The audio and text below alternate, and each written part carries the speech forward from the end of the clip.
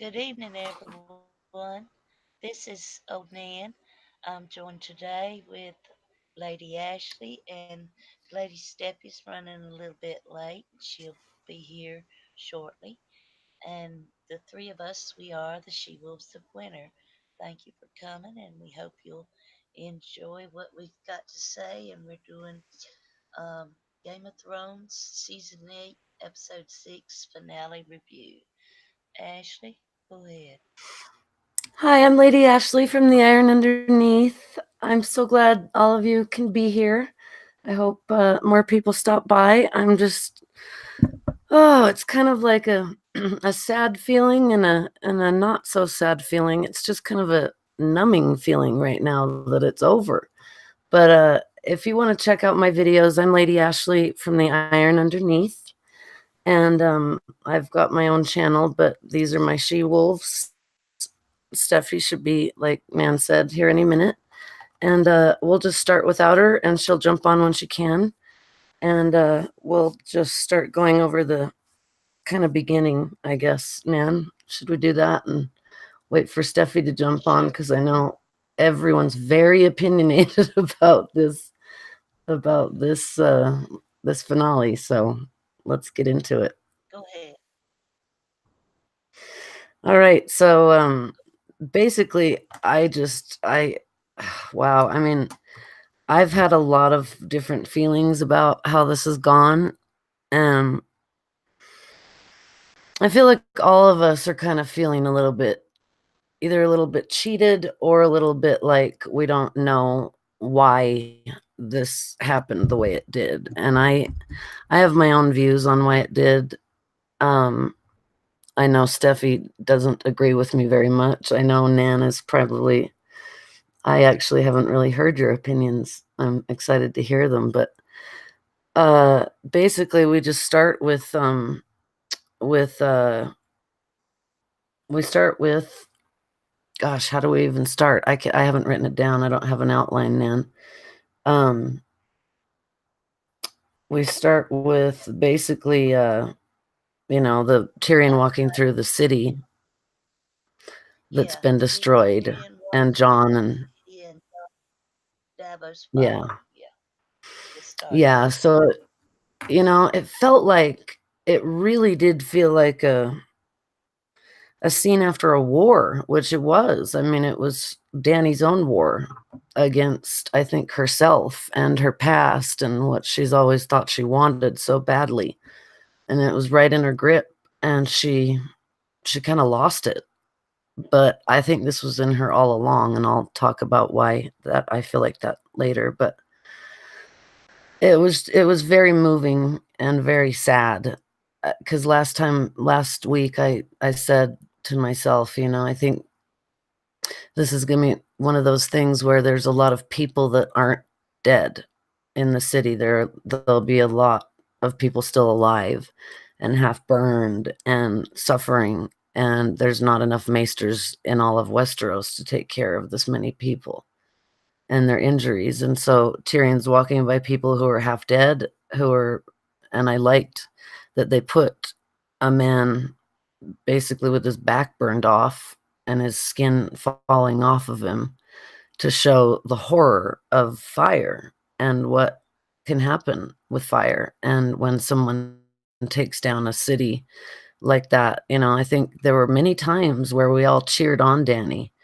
or a lot of us did, when she walked into the fire and birthed the dragons, when she burned the maesters, when she crucified people, when she was, doing her fire and blood thing and basically killing people with not an ounce of feeling at all. And that's disturbing to watch. So when you saw this, to me, I don't know about you, Nan, it felt um, like it just felt my heart hurt. It hurt to watch all this, and it hurt to see King's Landing like that because we know these people were already poor.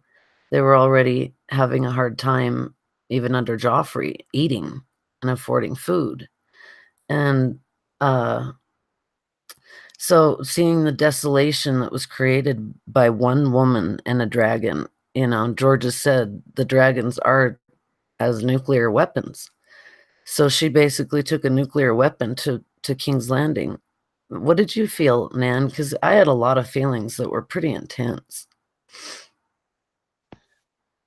Well, speaking as someone who's actually been burned by fire, I was a child, very young child, when I was burned and have grown up with the consequences of that.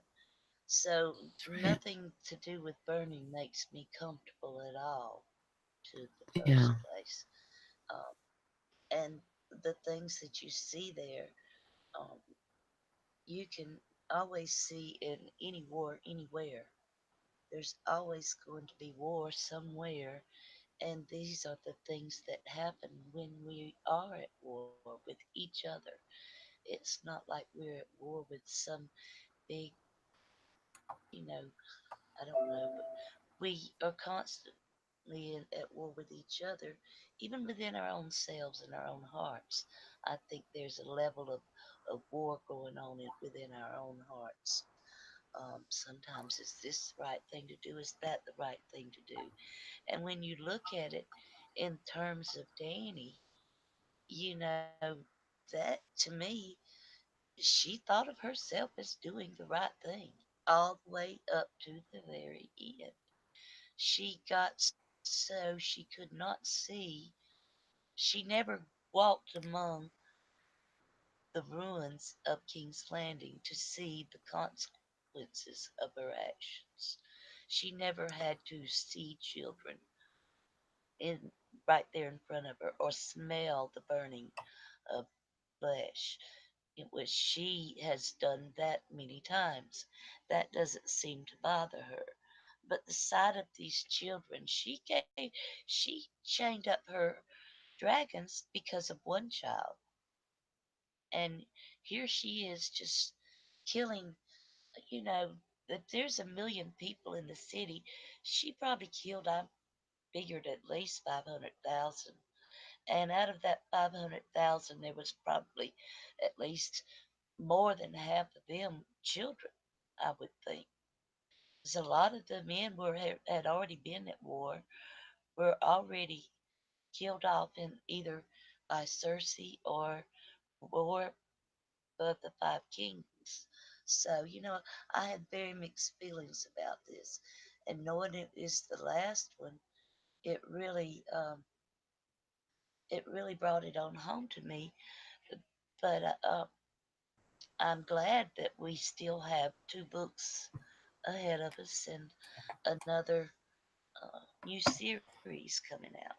Okay, Ash, I'll let you pick up. Me too, because we just can't have this end.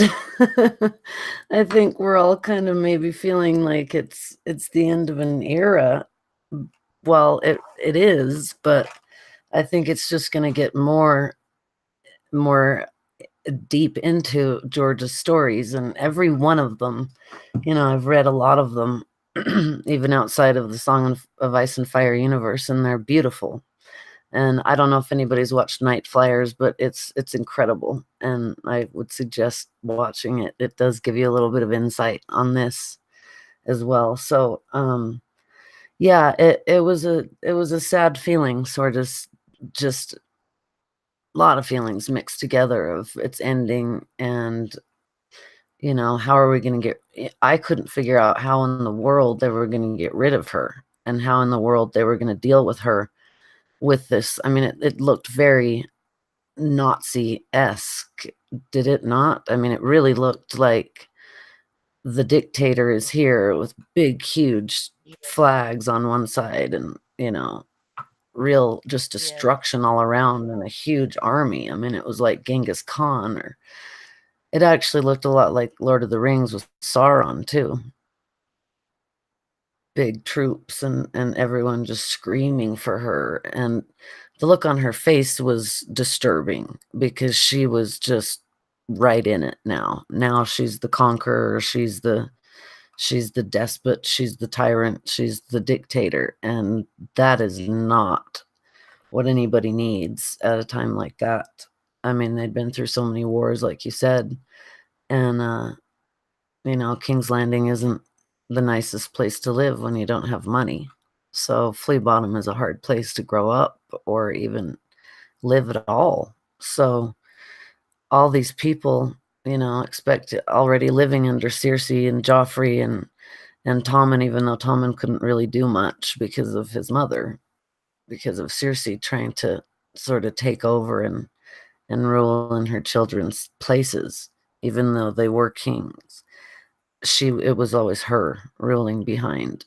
So yeah, she really did become exactly like Nan just said. She did become what she was trying to stamp out in Astapor and Yunkai and Marine. She really did become the most evil of all evils. And I was kind of I was moved to find, the way that they actually figured out how to get to her, that John actually did it the way he did it, because I was screaming at the TV going, "You've got to be kidding me. Do not say she's my queen one more time or I'm going to throw the TV across the room." I can't stand it anymore, but there was something he had in mind behind that. I'm jumping ahead a bit, but I really was like, let's get to how in the world we're going to take this girl out because she can't live. She just can't survive after doing something like that. And I don't know if that's what bothered other people. I heard a lot of people saying she should have been the ruler. And it's like, what? How on earth? How on earth do you justify something like that? What do you think about that, Nan? Because I did hear a lot of that and see a lot of that on the internet, and I just thought, that scares me. Well, she had all of the symptoms of a mad queen, just like her father Yeah, did. It was progressive with her as well as with her father. You know, he was reported supposedly a decent guy and all by all reports until Duskendale. And that sent him over the edge as far as his sanity goes. And you yeah, could look back on it in another way. If Sansa hadn't said anything, John would not have. But you don't know that Sam wouldn't have, or if a few people know a thing, then the whole world will find it out. I mean, that's just basic 101 living. right. And so, I mean, it was it what got me about the whole thing, and I'm talking the whole last two seasons, I would say, is that if they had had the 10 episodes each season for the last two Yeah, seasons, they could have set up her arc to madness a lot better. They could have fleshed out a lot of these characters and the progress that they were making. Um, I mean, Jamie, don't even get me started on that because his was just totally. He had an arc and then he just backfired went back to Cersei, which he said he would die in her arms, die together. So, yeah, but when you're watching John and Davos and them walk through the city, and you see another girl with another charred horse. yeah, That's kind of putting it in our face a little bit there. There were so many children that were dead. They didn't have to, we didn't need to see the horse, and I knew it drew comparison to Shireen and all, but um, yeah, and Tyrion goes alone to find Jamie and Cersei, and I thought that was very appropriate. Him going to find them alone, and he did that knowing full well that he could be arrested by Danny's people at any minute, but he had to yeah, know. John was faced with a destruction that he had never seen before either. I mean, even Davos, I don't believe anybody has seen this kind of destruction before. What they went through with the Night's King is, I mean, it was a weapon of mass destruction of a different nature and as an ice form. And the dragon is a weapon of mass destruction of a combustible form in the fire form. So you've got both sides of the coin there, and this world could have been lost by either one. It could have been lost in the north, or it could have been lost in King's Landing. And I'm not just talking about the seven kingdoms. I'm talking about the whole world. Right. And I tend to go back to Bloodraven a lot when afterwards thinking about it all. Bloodraven sat and said he was waiting for Bran Stark. All these years, he's been waiting for Bran Stark. All those green seers through the years have been preparing the way for the last green seer to sit on the Iron Throne. And to me, that was where they were leading at. And and Bran, in his lack of emotion phase, I think that was a part of his download, and and I don't think that they were letting his personality come through at that time, at that point. But I mean, they said he had to be ready, so it's Right. we'll get on to later, but yeah, it was an awful mess watching them. And when John got to the Dothraki and started pushing the horses away, did you notice Arya mirroring his steps? Yeah. On the side, yeah. Yeah, yeah, Yeah, I yeah. loved that. I'm so glad you brought up Bloodraven because that was the whole thing. That was the only thing I could think of through most of this episode was, and for the last few, like you said, was, and throughout this whole story is Bloodraven. He's always there somewhere in the back of your mind because he was the ultimate, like Varys, but even more so because he was the hand of the king to so many kings. He was the head of Lord Commander of the Gold Cloaks. He was the Lord Commander of the Night's Watch, and then he ends up in a weirwood throne. Um, it's it's so apropos to think of Bloodraven because just like you said, it's we're waiting for Bran Stark. I've been waiting for you. The hour is late.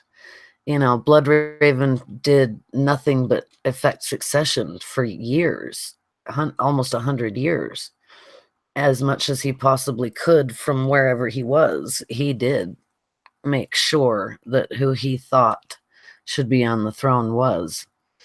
And it was quite, I thought, really an evocation of him and his for the realm, everything for the realm, like Varus, but even more so. He actually did affect the way things went.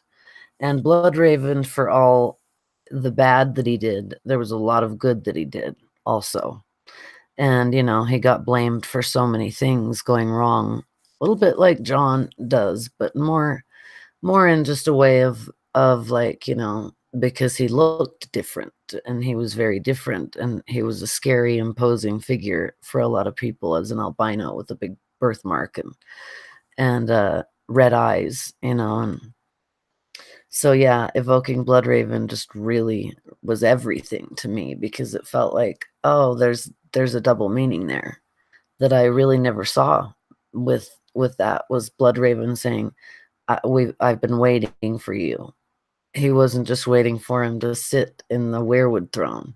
He was waiting for him to take the Iron Throne. So, yeah, I love that you said that. He's one of my favorite characters in the whole book. I think he's supposed to haunt you throughout and be in the back of your mind. So, yeah, I love that you said that.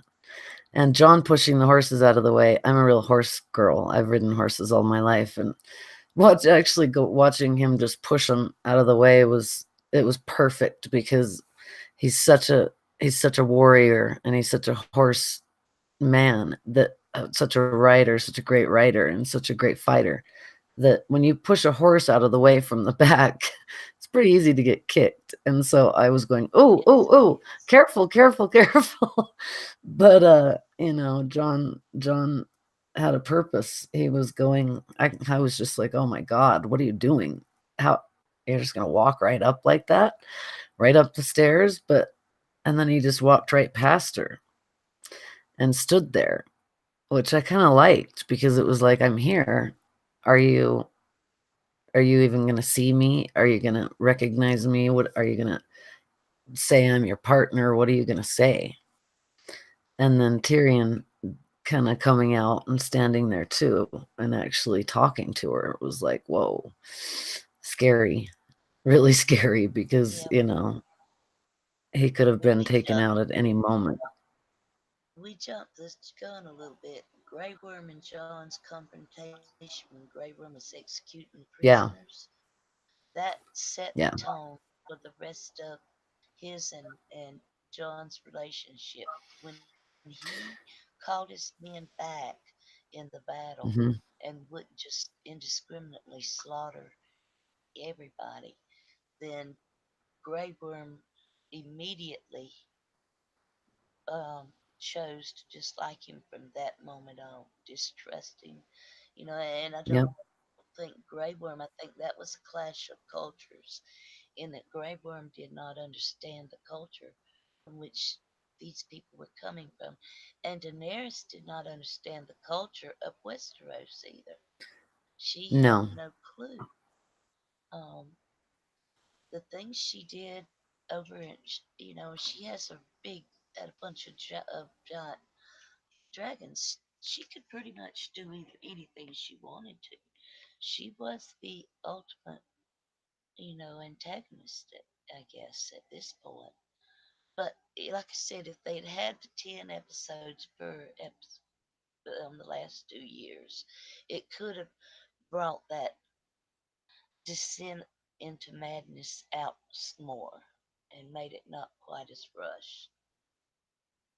I think Steffi's going to be stepping in here shortly. Yeah, I saw that. I'm Go ahead. glad. I'm glad.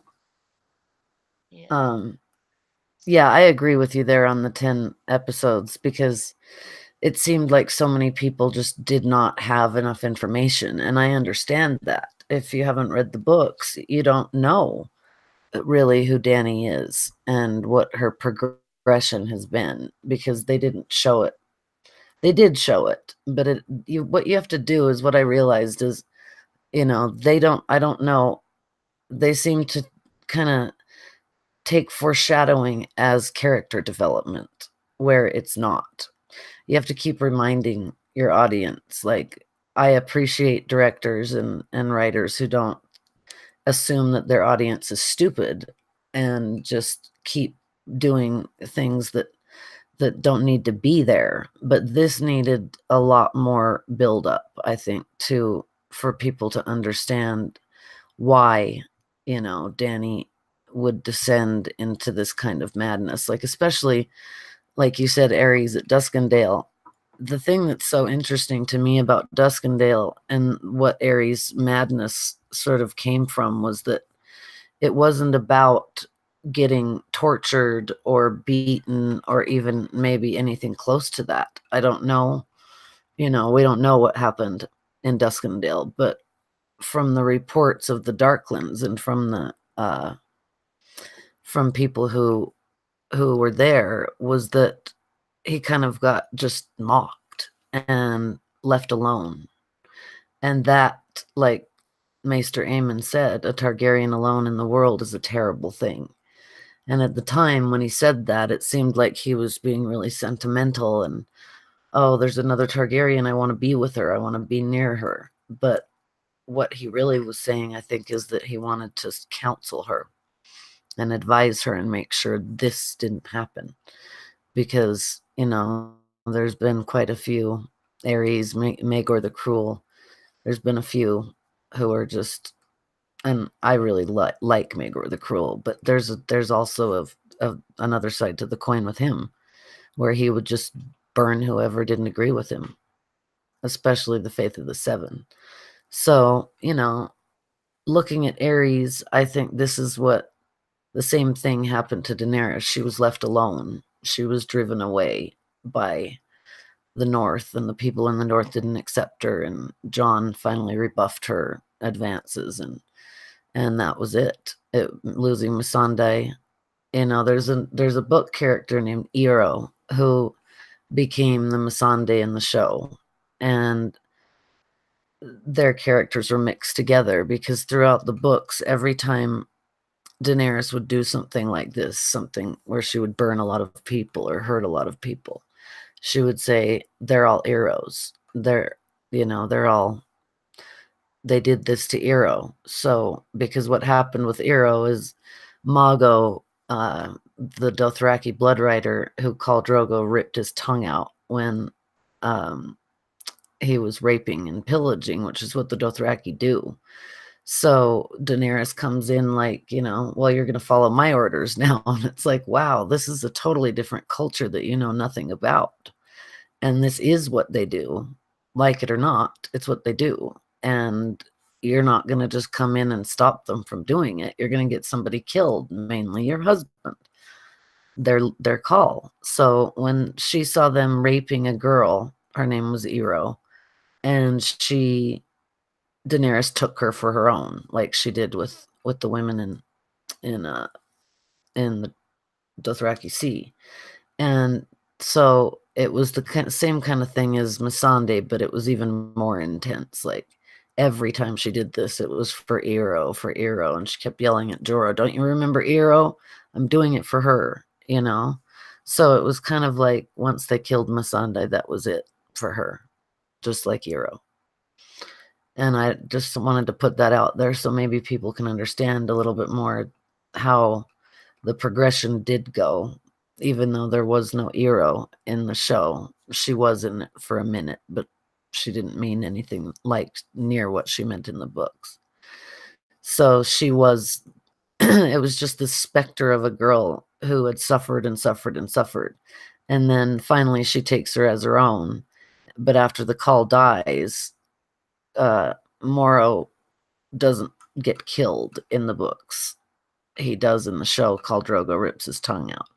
So after Khal Drogo dies, Moro and Jocko, who's the new Khal, they take Ero and they rape her and they kill her and they give her to a bunch of blood riders to take advantage of, and then they slit her throat. So it haunted Danny forever, and it's what she would bring up. So it's the same thing as what happened to Missandei, but maybe they should have done that a little bit earlier so that you could see the progression of her descent. Hey, there's Steffi. Hi, darling. Hey, Steph. Good to have you here. Great to have you here. Do you want to introduce yourself, or do you want us to keep going and we'll just talk until you're ready?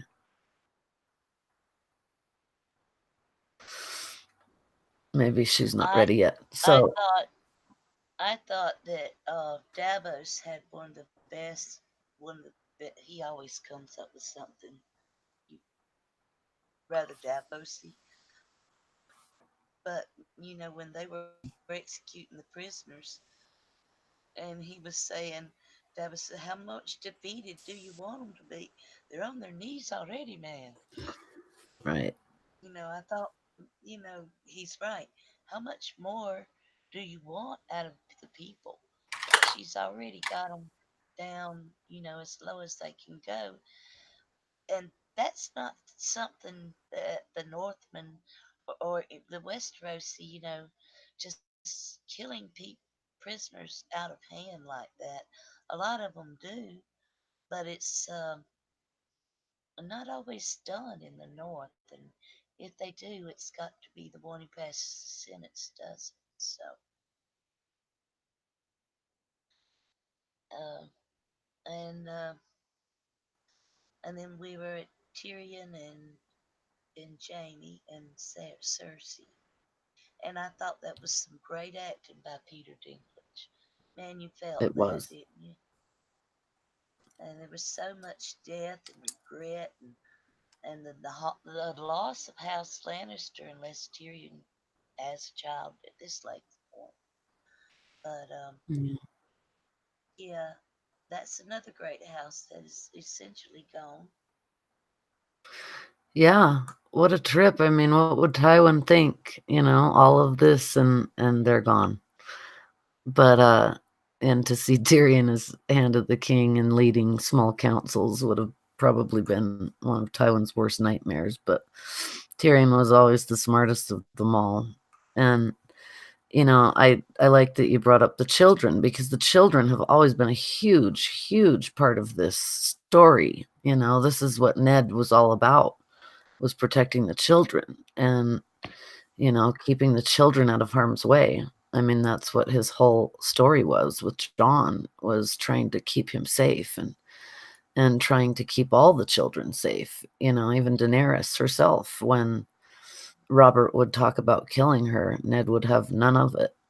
And so that was a big thing, I think, for them to do, and I'm so glad they did it, was show how many children died, and that Dany just doesn't she doesn't she really doesn't have those kind of human feelings. She's always just been kind of this insanely um disconnected person from the rest of the world and from feelings that normal people have that don't want to conquer the whole world. I mean, that was just a little bit it was just horrifying to see all those children. And they did a good job of, I think, laying out the children and what mercy is from one person's point of view to the next. Hey, Steph. Hey, hon, good to have you. Hey. Great to have you. Mm-hmm. Hey, Hash. Sorry, I had to Hoover food, everybody. Just That's all good. okay. Okay.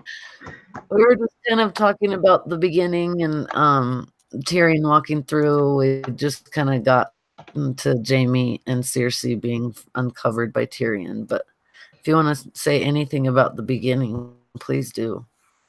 Yeah, I I want to didn't hear your really like this thoughts. Of episode, course we do. so I have like a lot of issues. So and a lot of comments. Like it was like as a book reader, like I would give it like a 4 out of 10. But like as a show watcher, I'd give it like an 8 out of 10. Like I thought it was like an okay ending. Like it concluded the way it began, kind of thing. So yeah, whatever. Okay, so I'll just like skim through my notes really quickly into the Cersei and Jamie area. Okay. Tyrion walking through the destroyed King's Landing with Davos and Jon. I had an issue with the burned man there. I didn't understand how he is still alive. Wildfire can't be extinguished, and neither can Dragonfire. I thought that was stupid. The soldier crying, the broken man, obviously. I didn't understand how there are dead people on the roofs either while they're walking to the Red Keep. I didn't understand, like, where did you come from? Like, unless Drogon was like picking up people, right? Like while he was swooping down and then dropping them. Like, I didn't understand why there were dead people on roofs. Um,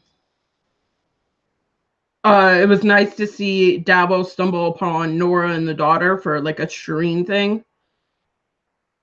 The broken bell, I guess no more shame. That's what I got from it. There was a broken bell that they focused on for a while.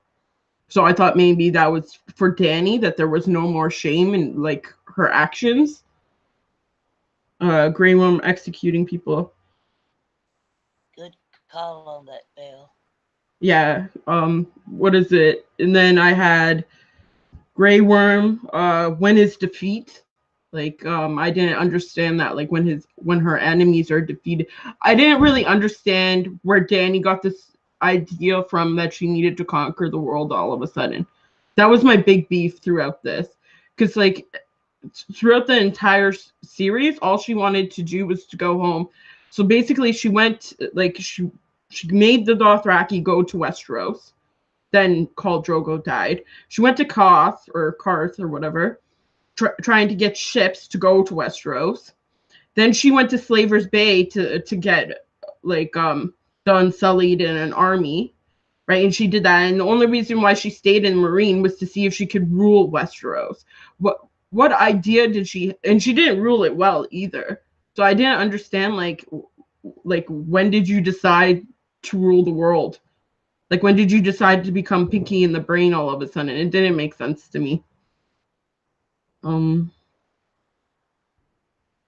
Me they neither. chose to a huge thing about this episode was free will versus like fate and destiny. I had a huge issue with that. That was my big issue. Overall, like if the series ends like this, I'm gonna be pissed off. Like I'll probably just end up burning the books, to be honest, because I didn't agree with it at all. Like it got me mad that there was no like free will. Like yeah, I have a religion, and like I'm Catholic, and I believe God set me on this path and stuff like that. But like I still feel like I have free will, right? Like to well, whatever. I'll get there when we get there. So that's what I thought. These are free men. They chose to fight for her, for Cersei. So that's free will and the conflict with Bran. Again, John's the runt of the litter with Grey Worm, right? He backs down like a pussy, right? Like I didn't like that. Okay, Tyrion in the map room. I liked how there was like a crack across the map, right? Dividing the north. Yeah. That was good. But I didn't understand how the Vale was split. It's almost like they only got the northern part of the Vale and not like the Erie part of the Vale, which doesn't make sense. You think Sansa would take oh whatever. Um I did like how Tyrion picks up the torch because of the face of the seven, and the crone carries the lamp, which is wisdom and guidance. And then the stranger lights a candle for the deceased, right? So I like that, how he was carrying it to go hunt for them. Um, Yeah, good catch that because I didn't even think about that with the torch. That's awesome stuff. Yeah. Yep. I was gonna say that when did Dany feel like she wanted to conquer the world? I feel like it was kind of like that moment where, the whole time when she got to Westeros, that she just didn't feel like they wanted her, or she didn't feel wanted. We were talking about Ares and Duskendale before, like, that being the defining moment of when she sorry, my computer just lost its mind for a minute, but so I feel like that was kind of the defining moment for her, like as far as they wanted us to see, like where she was on Drogon and the bell goes off and she's supposed to surrender, but she was never going to. So it's one of those, I feel like it's one of those things that she was like, well, now and now I want the world, because like I was saying earlier that it felt like a dictator. It felt like Nazi with the big flag hanging, a huge Targaryen flag hanging there, and the armies in a row, and it felt like Sauron too. It felt like just a complete and utter dictator taking over a city. So it did remind me of Ares, but Ares spent a year being kind of just poked fun at and left alone. And so when Maester Aemon says there's a Targaryen alone is a terrible thing, takes on a whole new meaning now.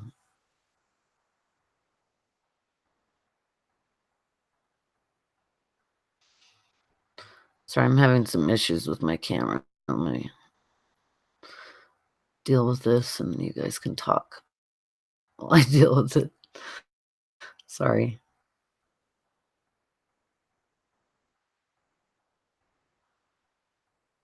Go ahead, Steffi.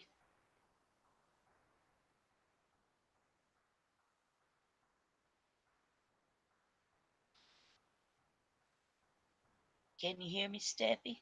Go ahead.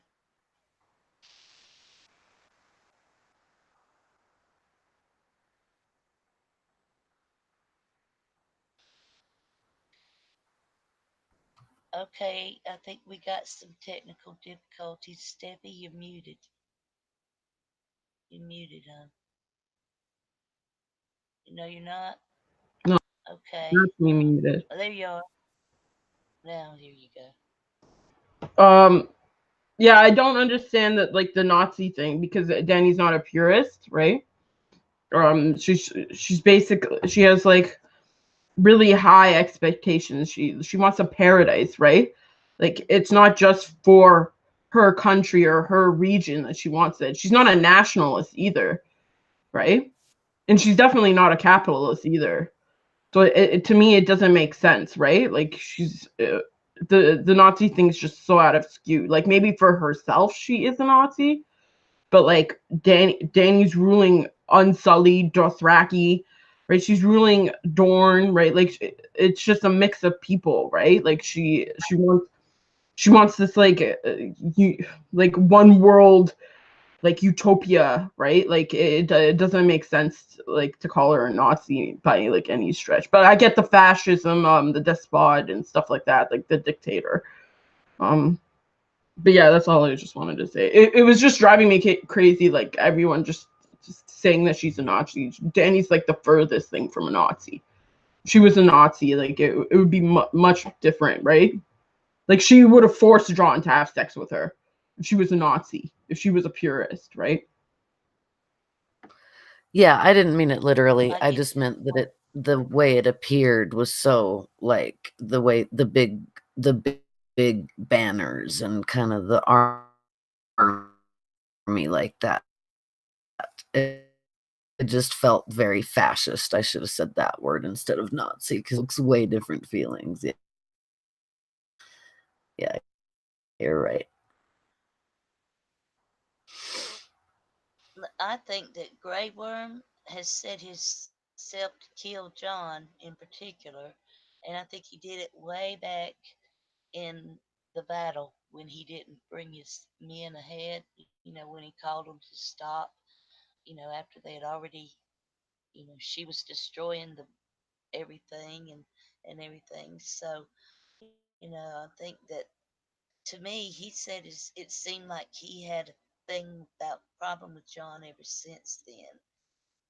And I love the shot of Danny arriving, but I don't think we're there yet. Go ahead, Steph.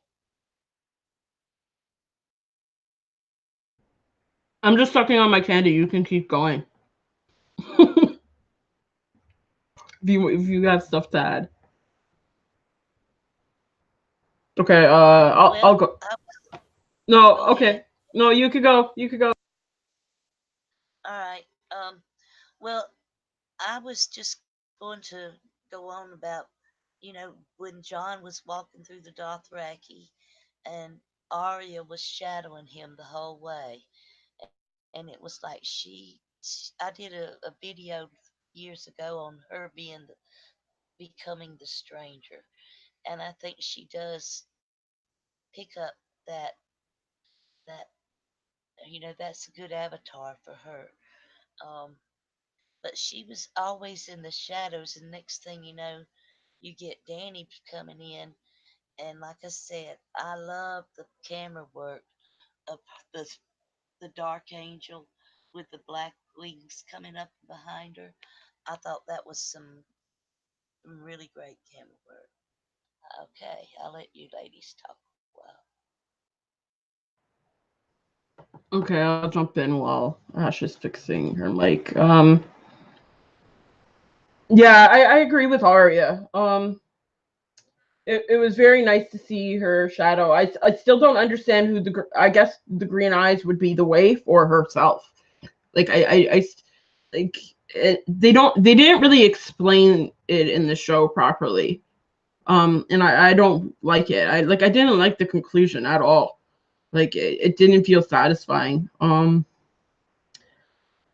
The dragon skull was broken. I wrote Danny doesn't even know the history. She has destroyed her history. Uh, Tyrion finding Jaime and Cersei. I liked how their death was how they came into it. That Cersei was first, and then Jaime was basically holding on to her leg, right? I like that. That they should have shown her leg with the gold hand. They should have shown her like his hand grabbing her leg. I would have liked that much more. But I didn't like how the rubble was like they were on top of rubble, and then there was like a thin layer of rubble on them. And then behind Tyrion, there was no rubble, but yet last episode we saw like the whole entire place go down. Like, don't get me wrong, like I like Tyrion hunting for them. I like to see his emotion and stuff. But like in hindsight, it's just really stupid. I feel like this is like gonna be like a commercial for some stupid tornado warning. Like that's what I feel like. It's just stupid. Stand under stairs and archways, people. Like that's how I felt. Like it was just very foolish, right? They could have done much more. Right? Like I would have liked to see Tyrion like actually digging to get to them. Right? And like kind of the time elapse of him going through that and him being emotional and stuff like that. It would have been more of a buildup for me. I also don't understand why you'd go into a building that's like basically collapsed or collapsing, like hazardous. It just doesn't make sense to me.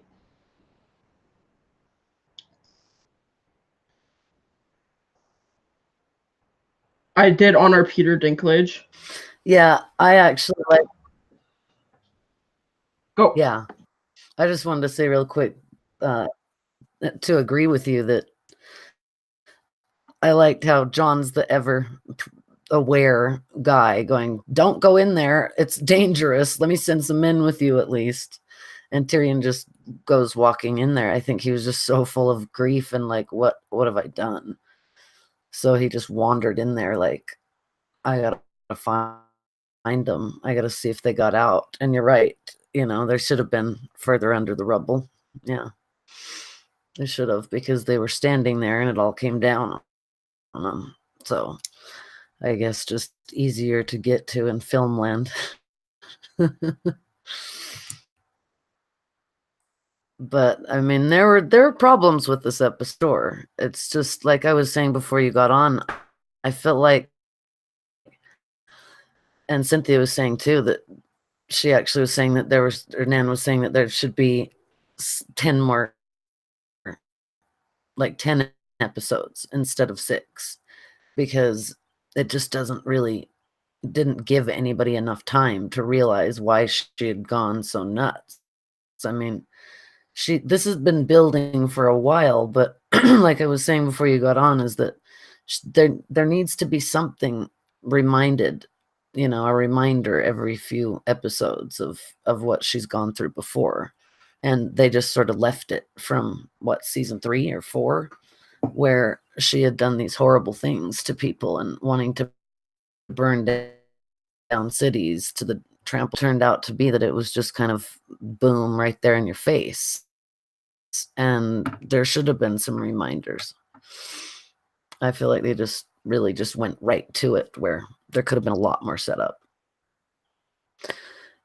And yeah, the people on the roofs, I noticed that and went, I guess, I don't know if they were running out of windows and jumping off roofs to try to get down. I don't know. I don't know what that was about either. I noticed that and sort of went, it's a little odd. But yeah, Peter Dinklage, that was a beautiful scene. He made it beautiful with his acting. He's such a great actor. I love him.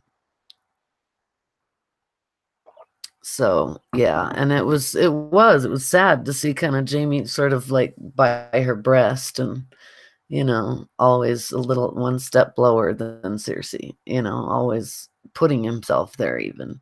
So I liked that they were found that way. But yeah, it would have been nice to evoke the birth where he was holding onto her foot, because it was all about dying with Cersei.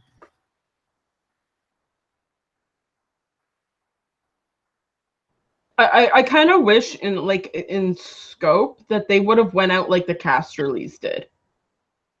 Like I wish they went out drowning like that, because the water was right there. I wish the tide would have came in, like it was like almost like it was below sea level, That's how I feel like it should have went. Like it was below sea level, and then it like suffocated them. I would have liked that. I think it would have been more fitting, right? Yeah, I like that. It's true because it just felt so kind of this is the end of Cersei Lannister is and Jamie too is just rubble falling on them. It was kind of just felt like, oh wow. Yeah. It's just a little cheap. Yeah. But yeah, finding it was odd to see the hand first because that's just not who Jamie Lannister is. Is just a guy who lost his hand. He was one of the best swordsmen in Westeros. He was the youngest knight ever, and he was Arthur Dayne's. He was taught by Arthur Dayne, so he was a pretty amazing guy. That was why it was so sad that his page in the White Book didn't have much in it, except for the Kingswood Brotherhood and the Smiling Knight that they defeated together, and that was about it. So I won't jump ahead to that scene though until we get there. But yeah, it was definitely a moment for Tyrion. Like, whoa, I did this too. I killed my whole family now. I actually have a question about that later on, but like I'll ask it right now because when Jon talks to Tyrion, he implies that he did it, that he betrayed. I didn't understand that. Like, what did you do to Danny that was betray? I didn't get it, right? But it made sense if he Oh did yeah. feel betrayal, right? Like he did like betray her, and then he found their bodies because everything he did was for them. But like, I don't picture releasing Jamie as treason, like to me, right? Like I find what I don't Jon did either. more. Sorry. But Yeah, John I asked agree her to totally. forgive him. John asked her to forgive him, and he wouldn't. She wouldn't. She couldn't forgive. And John is the big conciliator. He's big on forgiveness, and always has been. And she's not so big on forgiveness. She forgave um, Jorah, and other than that, I don't know too many people she really did forgive other than him. Do y'all? No, that's a good point because really, I'm now feeling like she forgave Jorah because he loved her so much, so he could give her the love she needed and wanted so desperately from anyone she could. There was, like I said last week, there was always someone to love her and to call her my queen or my Khaleesi or and tell her how special she was and how incredibly brave and this and that she was. But I feel like that's why she forgave Jorah, is because she knew she would always have somebody by her side, a Westerosi knight also, who loved her. It's what she wanted Jon to do.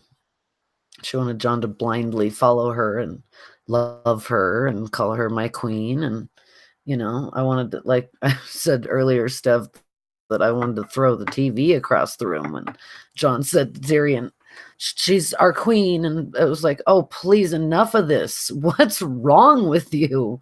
But he was, thank God, saying it because he wanted to get up there to see her and talk to her and do what he did without, the Unsullied taking him prisoner first. So I guess they were listening and he had to say it. But I just, oh God, if I hear that again, she's our queen, she's your queen, she's my queen. Enough with that. She was never a queen. She was never coronated. You don't become a queen unless you're coronated. She was a usurper. I looked this up. I looked up the Tudor line and Henry VIII and before Henry VIII with the Yorks and the Lancasters, because this is what the War of the Roses is what this is based on. So, every time they would change kingship, whoever was not on the throne was called and took the throne was called a usurper. So even if it was in the Lancastrian line or the York line, they would always say whoever came in was a usurper. So I couldn't really find what the usurper's heir does, or if that ever even happened, because I think it did once, and he gave up the throne, or was, yeah, I think he gave up the throne and then died. But there was only one instance of that. Every other time it was, who usurps the throne has the throne. So it's all just very like, you're not the damn queen. Really, what happened was they shouldn't have really done that with Gendry. Like, I get why they did it, having her make Gendry Lord of Storm's End. But the fact that they did it and then he didn't say, wait a minute, now I have a better claim than you do. So, like, now that I'm legitimized, I'm Robert Baratheon's son, and I'm also probably, I believe, Cersei's son, that she used to go see in the middle of the night in a hooded cloak and sing to him. But whatever, nothing came out of that. At least Gendry got to sit in the little council meeting. Did you see the look that Jamie gave him when she told him that he was Robert's? Which you said he was Robert's son. Jamie did give him one of those. Oh my goodness, episodes.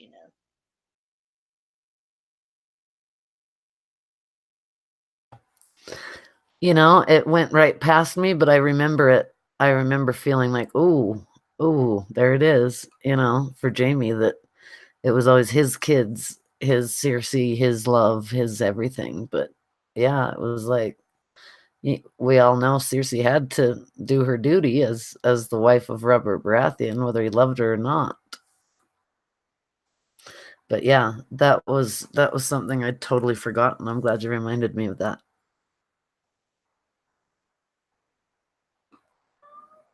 Ditto. Sorry. Go ahead, Steffi. You want me to go? Okay, I'll go. My throat is like on fire. Like if I could like let you know my pain right now. Okay, Steffi's enraged. I'm gonna lose my voice. I know it. I'm not gonna be able to tell my boss off tomorrow. It's gonna suck. Arya wandering the city. I don't know where the hell the horse went. Like, where the fuck is the horse? Right? It kind of would have made more sense too to go through the Dothraki with a horse too. Right? No, whatever. I don't think she could have probably got that horse back in that city once she got him out. I don't think he ever wanted to go back in that city. But like, we didn't even see her leave the city. Right? Like, it Well, just that's didn't make true. sense. That's true. It implied it. That was all, though. You're right. We didn't see it. Sorry, I'm making my sister get me a tea. Um, I don't understand where all the Dothraki came from. Like, supposedly there was a genocide, and then now it didn't happen. That was flipping stupid. Um, yeah. There were so many issues with this episode. Totally. Like, yeah, the Dothraki and the Unsullied, like, exponentially just multiplying was a little ridiculous, because it did. I was saying earlier, it looked like Sauron and this huge army out there with him standing up at the top. And it was like, but didn't you all just die? Didn't we watch every flaming Arak go out and all the horses come back, maybe with one or two guys running alongside, but the horses were all riderless? So yeah, those kinds of things are just drive me insane. But quickly, just I wanted to say something about the horse.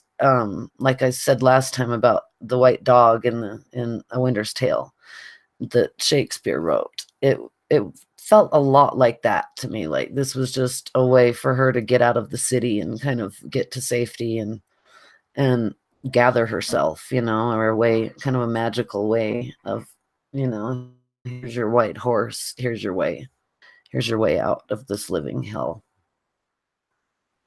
So it felt more magical to me, and I'm glad they put it in there. I don't know if anybody else saw A Winter's Tale. It was Shakespeare's most hated play, but still, I feel like that's what it was.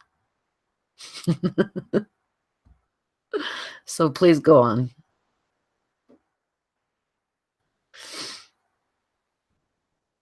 Yeah, yeah, I get what you're saying, Ash. Yeah, Shakespeare is better than any junk on today, anyways.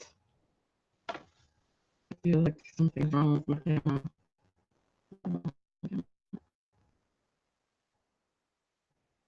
Give me a moment.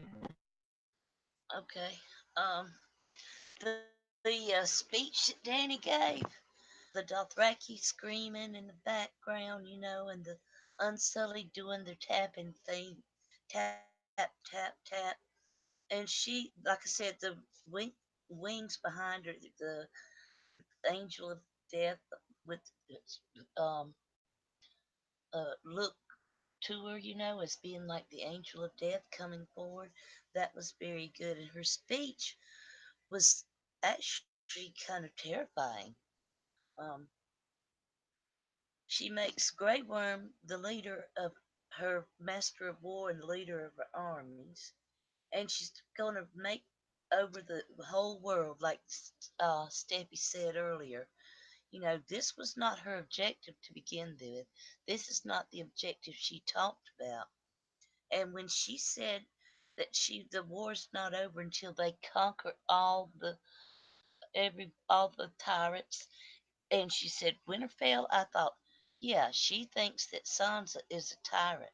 She's been to that place. She knows that she's not a tyrant.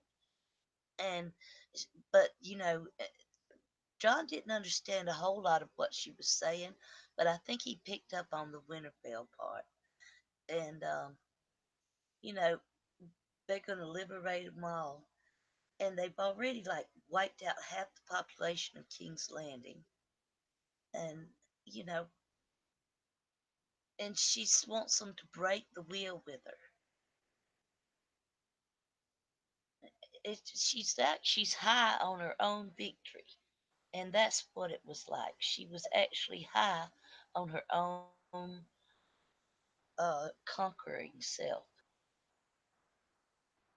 Go Yeah, I ahead. had that exact same feeling. She looked drunk with power. Sorry, I didn't mean to interrupt you. I just totally agree with you there.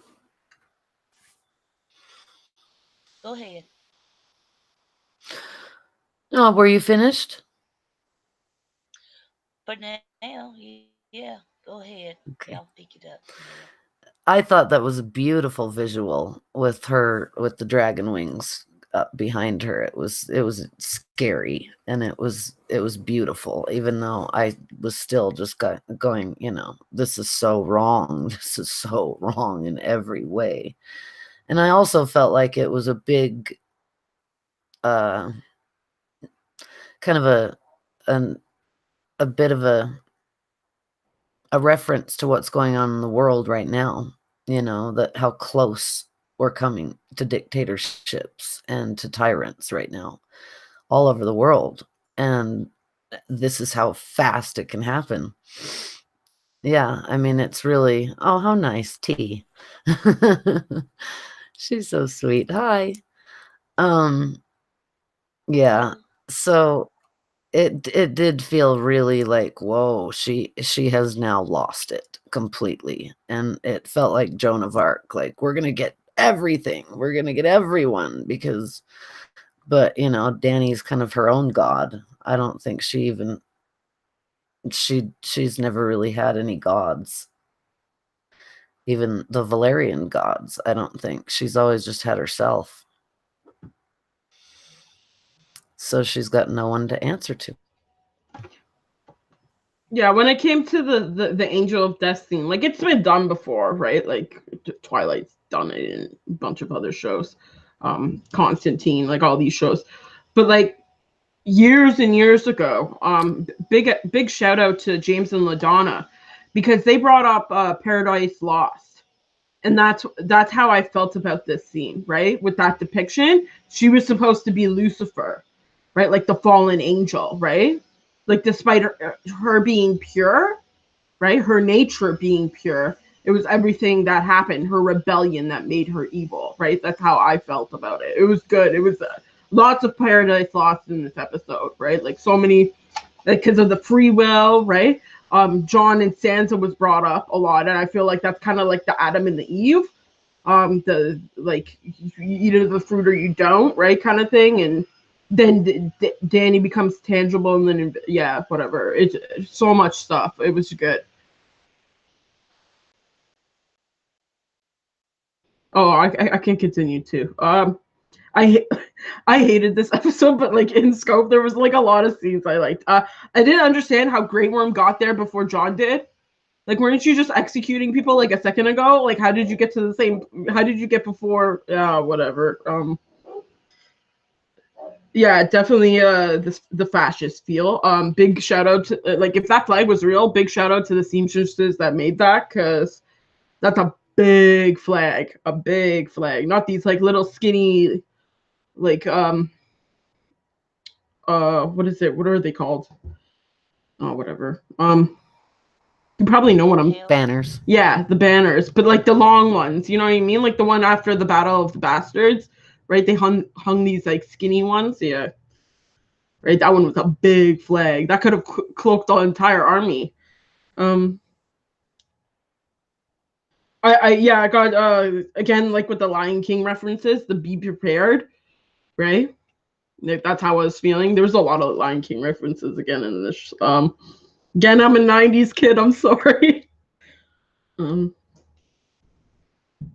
I don't understand why Danny would speak about like tyranny and liberation to Dothraki and Unsullied. I don't think the Unsullied are literate. I don't think that like they understand those concepts. Like, why are you talking to them about this? It's like her going up to like a small folk and being like, or like a wildling who's never like touched a book in their life, right? Or knows how to read, to be like, hey, let's go liberate stuff. And they're like, oh, sure, right? Like having no idea what that means, right? Like, why are you talking to these people for? I could see Tormund like that. Yeah, like exactly. That's what I'm saying. Like Tormund just talks like a drunkard, right? Like he doesn't know anything. He's picked it up from like the common tongue just from talking to people. Like it doesn't make sense to me. Um, God, that's such a great point. It's true. Why sit there and talk to the army that you've already asked to take cities with you about taking the rest of them? It's true. And in old Valerian or something, whatever that was. I guess it was Valerian. like and how do they know like High Valyrian? Like, don't the Dothraki speak Dothraki and the Myronese speak Giscari or whatever I it's called?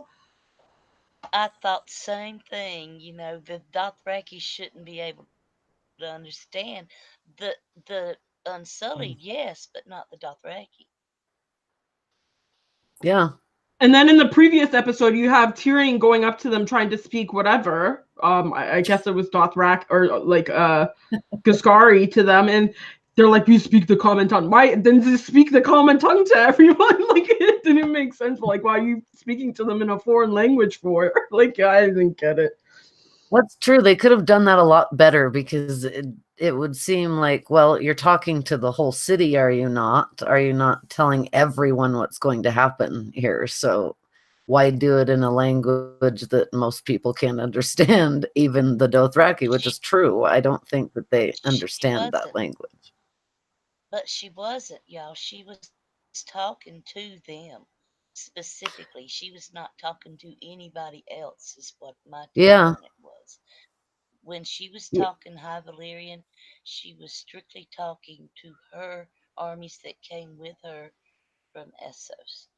And That's she did true. She not was, want John to understand what she was saying. I don't think she wanted Tyrion or John or any other Westerosis that might understand to to understand what she was saying.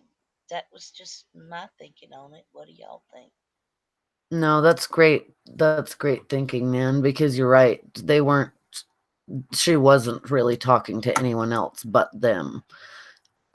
um, she was thanking them for what she had asked them to do when Khal Drogo had said, "We're going to take men in their iron suits, and we're going to show them, and we're going to take the kingdoms for her. So yeah, it was that. It's just a little strange to have her doing it in one tongue that the Dothraki don't understand. But yeah, you're right. It really was just at this point, it was her and her entire world now. So yeah, I didn't even think about her not wanting John or Tyrion to understand it, but I think you're right there. Right, and like Masonde is not around anymore either. Like she can't even like do hand signals to the people like when she's saying like a translator um for like deaf people and stuff like that. Like sign language, that's it. Like imagine like Masonde beside her. Okay, I said great acting by Emilia Clarke. I was scared shitless, honestly. She scared me. I hope she doesn't rule. Like if stick with acting. Please do not rule because I'd be scared. Um yeah, that was about it. Oh, and I didn't understand like when did she become like a liberator of the world? I didn't get that. Like when did this happen? Like did it happen overnight? I kind of feel like she had a dream, but here nor there. Like Yeah, it could. Daenerys the dreamer, right? Yeah, Daenerys the Dreamer. She was the one that predicted the doom of Valeria. So yeah, or no, that was I thought Daenerys the about Dreamer. Daenerys the yeah. Dreamer, but still, yeah, it's the same kind of thing. I felt like it was something that she had just sort of come up with in that moment where she burned the city. Was I'm going to take the whole thing, screw them all. I think she had dreamed it all last episode when Tyrion came to her and saying that she said somebody has betrayed me, and she was basically filling in everything before he said, of course she thought Jon Snow, and of course she still thought Jon Snow of Jon as a traitor, but it was she could forgive him for what he did, but not Tyrion, and I guess we're on. And what I was going to say, the wheel, she's wanting to break the wheel with me.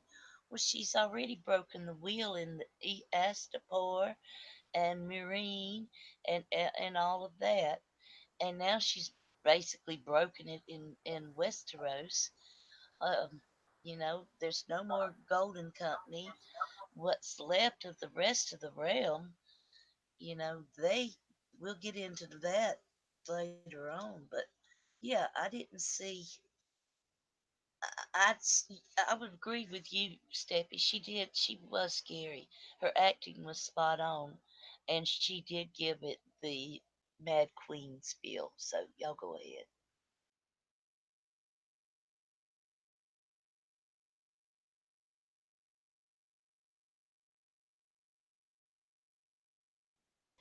You're muted, Ashley.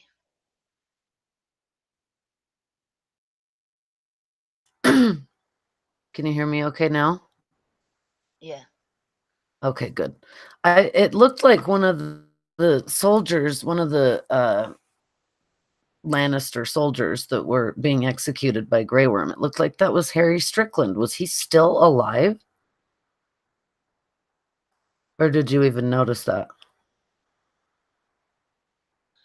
No, Looked I like didn't first, see him.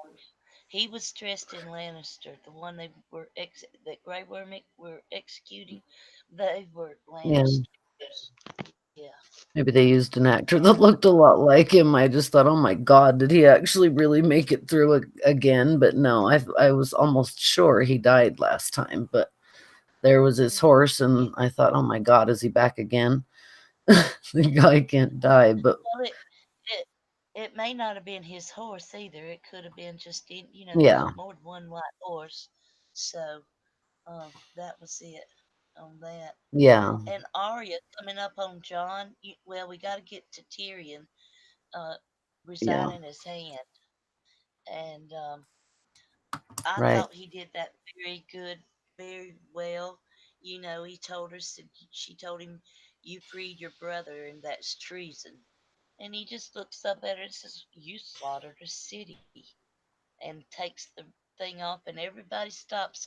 The Dothraki stop their pounding when that pin comes off, you know. And yeah, we knew they were going to take Tyrion prisoner, though. We knew that from before. And Arya coming up on John like she does, she's always sneaking up on him, you know. And she said that I know a killer when I see one, and she was right. She had her pegged, and I think John saw what Sansa and Arya suspected. Go ahead, hon. Yeah, I loved that. I know a killer when I see one because she does. I mean, if there's anybody who's ever seen a bunch of assassins and murderers, it's Arya. And I do love the way she's always just kind of there and right behind you, and you don't even know she's there. Um, but yeah, she heard saying that. I think it solidified for John, like, okay, I really need to now do something about this because I've been implicit in this the whole time. Like, this is why I don't have a problem with anything that happened to John because of this whole she's my queen, she's your queen, I'll follow my queen to the very end. I feel like that was the moment that it snapped for him. I mean, it kind of was happening as he walked through the city, but I think that was the moment when Arya, his favorite, sibling, said, I know a killer when I see one. Because he was about to follow Danny and he might have just died right there if he had at that moment after they just took Tyrion. I love the way he just took off the pin and threw it down the stairs and you just watched it bounce, bounce, bounce, and you could hear it. It was cool. That was nice. Nicely done. That I felt like that sort of showed the free will versus destiny thing too, with the Unsullied and the Dothraki screaming and pounding at the same time, and then when that happened, everything stopped. Like, oh, there is a choice. There's always a choice. The Night King is not Danny. She can't just turn you and keep you forever like he could. So yeah, that and at the poem, the Robert Frost poem that George always brings up, that he wrote this kind of based on and with that thought in his head. That and the Faulkner quote was that would you rather die by ice or by fire? I think I'd rather die by ice because you just go numb, and by fire you suffer and burn, and it's living hell. So yeah, I felt like that was kind of reflected in that moment where Tyrion took the pin off and they all stopped for a minute. So that was finally a sensible visual. And this one was directed by D&D. Did you notice that? This was the first time I actually went, oh wow, they're directing for once. And I don't know. It depends on who you are. The whole world seems to be very divided over this episode, which means at least you did something. I did something right.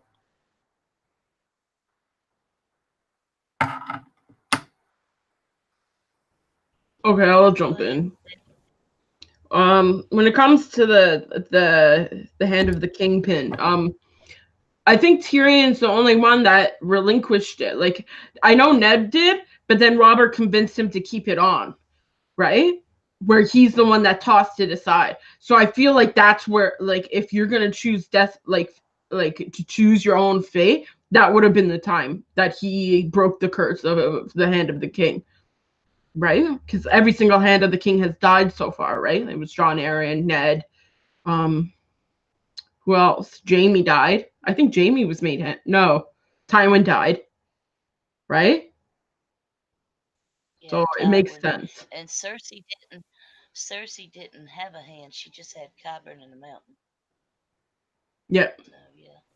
And she died too. So if she took on that responsibility herself. Again, I don't like, I like, again, like it should have been 10 episodes. Like when the episode starts, it's Jon, Tyrion, and Davos, and Tyrion says, "I gotta go to talk to Danny alone," right? And again, he pops up late, right? Like, there's no consistency in this episode. It drives me nuts. Like, scenically, it drives me nuts. It's like seeing the water bottle, right? Like after everyone posted it, you saw it, right? Like, get your shit together, right? Like, give them those little stupid pouches to like shove in their pockets that is full of water and they can just eat it, right? So stupid. Again, Jon is the runt of the litter. He backs down. He's subservient to Danny here when they take off take Tyrion away.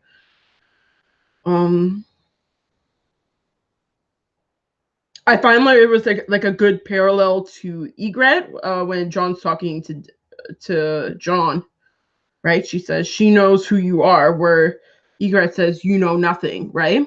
It's almost like both his mates are saying the same thing to him, right? Without Danny's not saying it, right?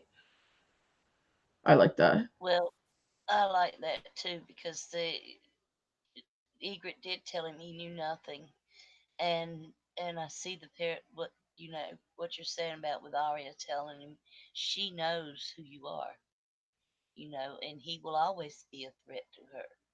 So Arya telling him that is a little bit different from Sansa telling it to him. I think to him, I think. I felt like Egret knew in the books because we don't really know where Mance Rayder came from or what kind of like information he knows, right? Like I'm pretty sure Ned in his life must have told Benjen because Benjen's up on the wall. Like I don't see Benjen going to like hunt to save Jon all these times if he didn't know, right? Like beyond the wall, like where he saved him. Like I feel like he had to know, and that's how Mance knew. I think he's always known.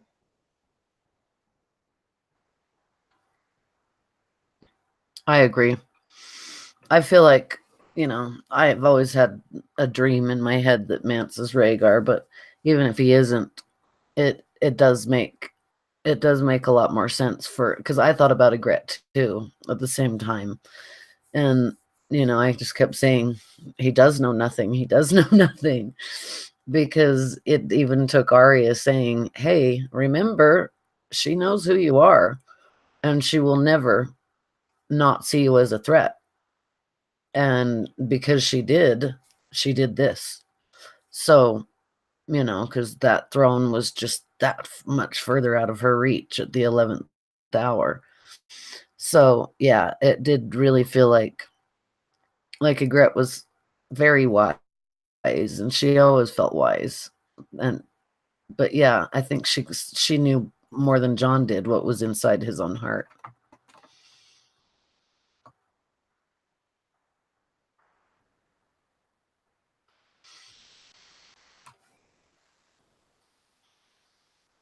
So do you want to move on from the fascist speech to the to Tyrion being held captive? Sure. That was really sad, actually. I think it was like it just felt the whole time like Tyrion was skating on such thin ice and that he had made the wrong decision in every possible way. And even telling on Varys was like, why? Why? I don't get it. Like, why? This has really been your only friend, the only person who's ever really truly looked out for you. I mean, he brought you in a box to save your life all the way to Essos. And, he did so much for Tyrion that no one else has ever really done besides Jaime. But he almost even did more in Tyrion's adult life than Jaime ever had.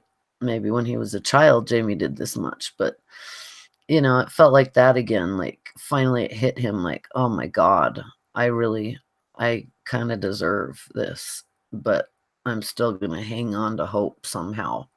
Because these are the situations that test you in every way. Like, am I just going to lay down and die? Or am I going to fight? Or am I going to, what am I going to do? I That's when I think think he life is the most important. Go ahead. I think he resigned himself to the fact that he thought he was going to die. He knew when he threw that pin off. He knew when he let Jamie go, he was dead. It was just a matter of time. And then, like he told John, our queen does not keep prisoners for very long. And you know, I like the part where Varys's ashes can tell my ashes, "I told you so." That was kind of funny, but it was very Tyrion, typical of Tyrion.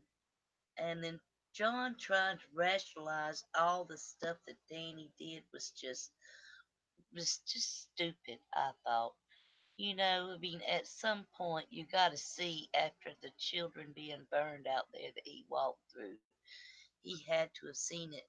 But the only thing that seemed to get his attention was he said, "Will your sisters kneel?" And that got John's attention, I think, more than anything.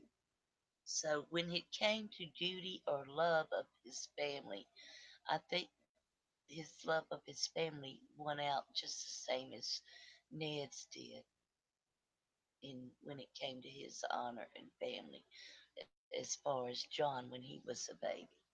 So that's all I got to say for now.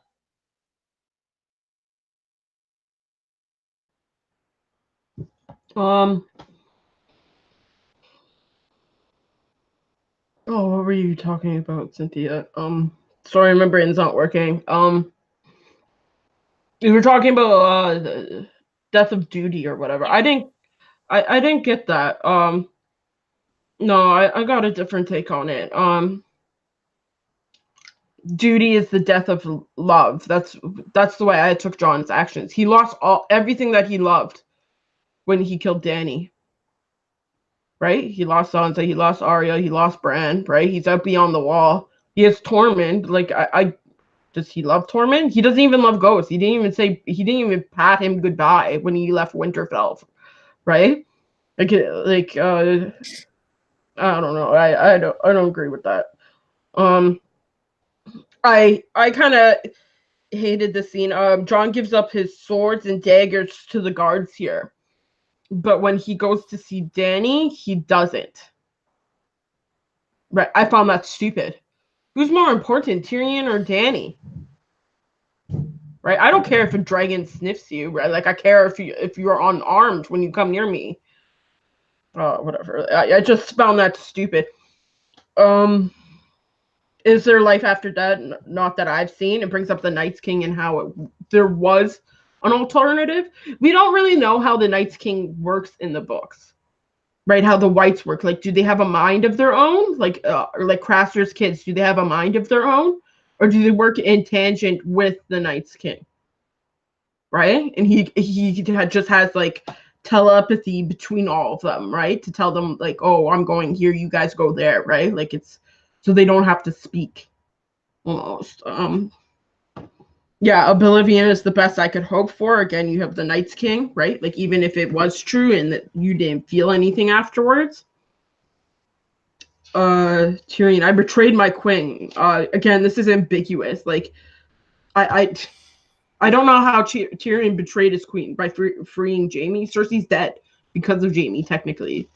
Like I wonder if Cersei would have just escaped her own way, if she would have survived almost, right? So technically, he did his duty. Whatever. I chose my fate. The people of King's Landing did not. Again, you have the theme of fatalism here. And again, I like the way this tied into the beginning of the speech, where you have his I told you so with Varys, because Varys says power resides where men believe it resides, and Tyrion chose his choices, his free will to determine that. I like that. John justifying it. it wasn't just Danny that went crazy. It was the Northmen too, right? It was the people in the Vale that went nuts too. Like everyone had a was vengeful in that moment. Like they True. had reasons for it. Like it wasn't just by themselves. Even John killed one Northman who was trying to rape a girl. So, yeah, and they all had battle fever, I guess, and no discipline. It, to me, it had Yeah. nothing to do with discipline. It's like in the moment, like what would you do? Like if someone, like let's say if someone raped my sister and I was confronted with that person would be dead. Mm-hmm. I'm sorry to say that. Like No, I I know you concur. guys are more left leaning, but I'm more right leaning. I believe in the death penalty. Like I'm gray worm in this. I want my fucking justice, right? Like if you touch someone like that, like you're dead to me. I don't care. Yeah, rape is a different thing for me. I feel very much the same way you do. Yeah, my wrath will Murder come down too. on you. And murder, Murder. yeah. I mean, yeah, this was a good example of the way that men just kind of in war, or anybody, women, men, anybody, just kind of everything goes out the window and you just become as primal as possible. Well, this is when you know where people's honor, whether they have some honor or not. There comes a certain point where you have to have a certain amount of control, and you don't just kill innocent children. And when an enemy's defeated, you don't just keep killing the prisoners, executing them. You know, that's to me that's a little bit too far. They've already like Davos said, they're already on their knees. Those men could be used at a later date to maybe in the fields. Not all of them are professionals. They're not all professional soldiers. So um, they're called in when their queen or whoever calls them. So yeah, I thought that there was a lot of vengeance in this from Grey Worm and all of them. And I understand that. I really do. And I would be the same way, I'm sure. But George being George is letting us see the good, the bad, and the ugly in all of it. So, yeah, that's all I got to say.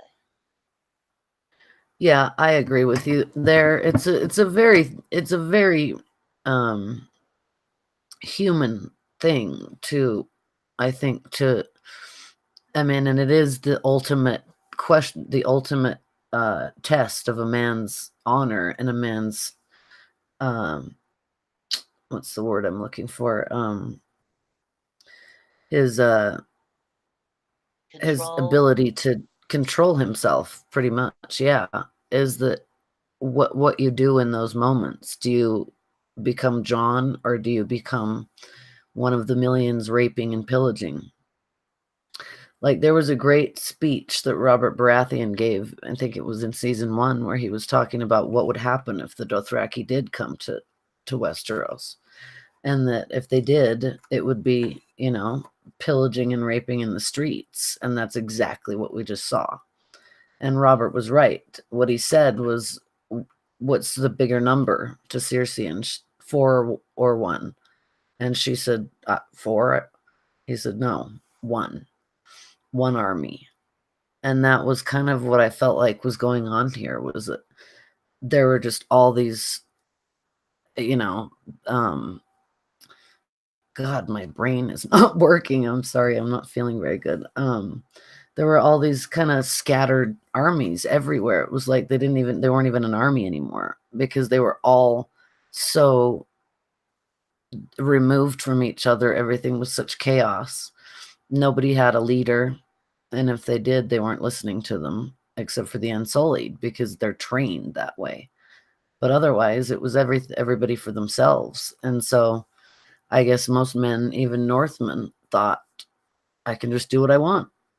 But, I liked that you got to see a glimmer of John's honor still in him when he did kill that Northman for raping It was like, thank God we've got Davos and we've got Jon, because otherwise the city would go to hell and they would fall to her.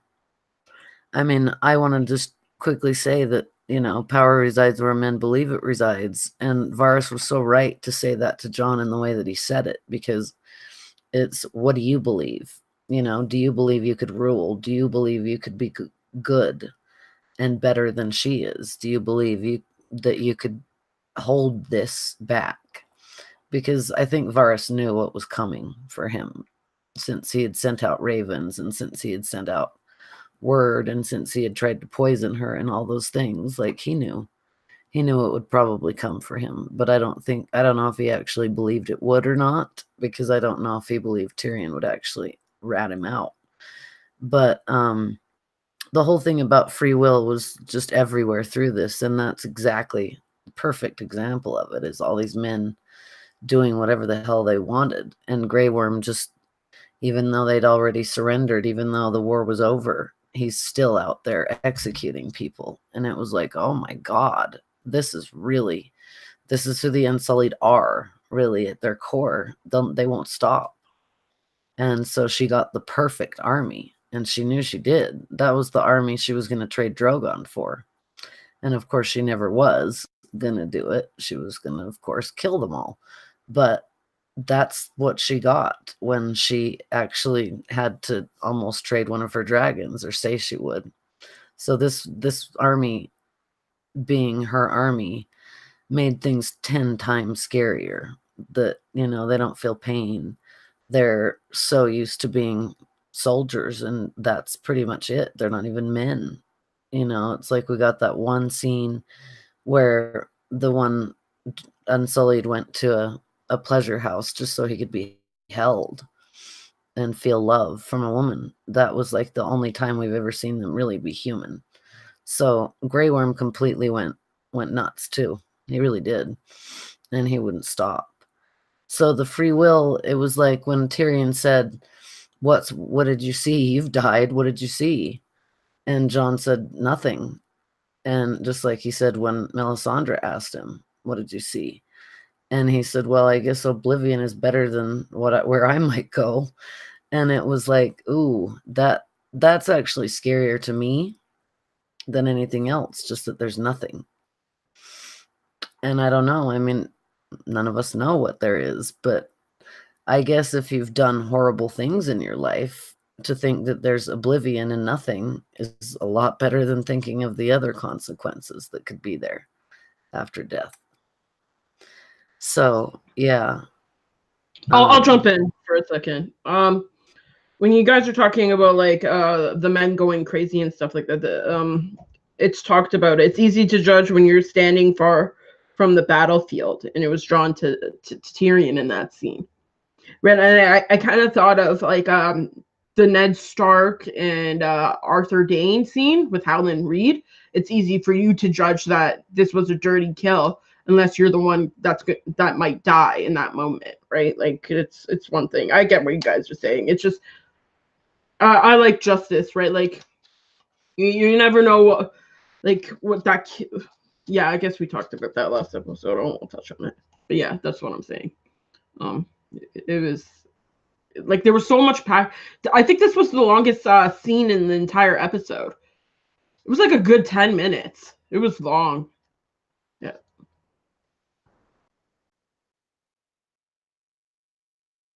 Oh, Tyrion asked, like, you've had that power. Would you have burned the city down? And this kind of mirrors Blunt. This is what I'm talking about, like, why I utterly disagree with it, because Dany has this absolute power in her dragons and her, like, queendom or whatever. I guess, I don't know. I'm just making up words on the fly. But it mirrors Bran. Right? And what did Bran do? Right? Bran took over like Hodor's body. He ate human flesh. Like I'm betting that he's going to rape Mira through something in the future. I don't think he. So to me, Bran is just equally as bad, right? He's also taking over animals too. Like if you think Drogon has this sense of what the throne is, then you have to feel for like thing in this. I jumped ahead. I'm sorry. It's just there's a lot like this power trip. Like it doesn't like that's why I hate the ending so much. Like it just pisses me off so badly. I understand where I you're coming from totally. Go ahead, Nan. I get the feeling that the whole thing was a setup from the beginning by the Green Seers. I mean, like I said, it's very much a blood raven type thing that's going on here, and it really ties a lot of it, you know. After Brand is, they advertised it for the throne, and I kept wondering why not for the life, for life. But no, it's for the throne, and you see that now that did all of these green seers wait just for Bran? Why Bran? What is it? I know this is a time of wolves, but and I think they could have come up with a better title than the Iron Throne. And that's all I got on that. Oh, there's one more thing. Um, Tyrion asked him, said, "Did she sound like someone who's done with fighting?" And she did not. She was, she was very much. Even if you didn't understand the words that were coming out of her mouth, I think you could understand what was going on. That's all. Yeah, yeah, I agree. I mean, what I feel like is that what was so cool about just the evoking of Bloodraven. We were talking about this before you came on, Steph. I don't know if you heard us, but there was so much of Bloodraven for me in this episode where he was affecting succession all the time, even from the Weirwood throne beyond the wall. He was affecting succession all the way through. That's why he killed Amy's Blackfire. That's why he did most of the things that he did, was to seat who he thought would be right on the throne. And we don't even know where he was getting that from, if it was just from his own mind or if he was getting it from somewhere else, like Bran. So what I felt like was kind of cool about this is it showed that yes, Bran had basically, in the words of Hagen and Varmir Sixskin's mentor, that to warg another human being, to skin change another human being is an abomination. And so you don't do it. It's the biggest rule. And you don't enter animals when they're having sex. You don't, you know, there's all these rules. And so Bran never learned the rules, but he knew still that it was wrong to go into Hodor. Every time he did it, he knew it was wrong. And he could see on and feel in Hodor that he would just like crawl up in a little ball and go somewhere into the corner of his mind, like, oh, this is so horrible, but it's happening again, and I can't do anything about it because Bran's much more powerful than I am, even as a big, almost giant. So it really did show how close humans can come to being animals, and how close we are to becoming primal again. And so that's why I thought it was kind of cool to have Bran be. I don't know if it was right to choose Bran to be king, but to bring the compassion of a Greenseer to the Iron Throne is kind of something that was needed to heal everyone. You know, I mean, everyone had just seen such horror that they needed some kindness now and someone who understood deeply. And that's how I feel like Wait, Bloodraven always was. He was just more. I'm sorry. What'd you say, Nan? I was just gonna say, I was just gonna say that, um, I don't know that there's more compassion there, because if you're looking at it from the beginning, and as green seers, as Bloodraven being the last green seer, and now Bran being the green seer, you've still got the Isle of Faces over there that nobody, it's a totally gone. They don't even. acknowledge that. So, is it Bran that's there, or is it all of them? And how does that symbiotic mind work in that way? Is it compassion or what? See, That's the that's question. yeah, that's what I agree with Cynthia as well. When I read the book, then I understand, like especially with Varamir Sixkin's chapter, he walks into the tree for like a split second, right? I kind of feel, or like skin changes into it, right? That's how I feel like the green seer is after you die. You go into the Ware network, right? And then the next person that takes it on is the embodiment of every previous green seer from before. That's the way. That's why Bran acted like a computer. He acted like Bran 3000. Like he acted like a computer. He didn't care about anybody because he doesn't know anybody, right? Like, why would he give a shit about anybody? Like, cause he's not Bran anymore. So that's Right. later on. That's my major beef with this, because he's not Bran. That's not his story, right? Right. And that goes Right. in whatever. I'll get to It it. goes right back to why was Bran chosen as a green seer? Like we got this clear thing from Leaf saying a green seer has red, yellow, or green eyes. Bran has blue eyes. So maybe this whole time he was never chosen to be the net, because Bloodraven was called the last green seer. So Bran was almost not a green seer in a way. He could see, he had a lot of powers, and he was taught a lot of powers, and he was given the weirwood paste with obviously human sacrifice in it. So it's almost like through that he got to see through the weird net, but he didn't really have the consciousness of a green seer.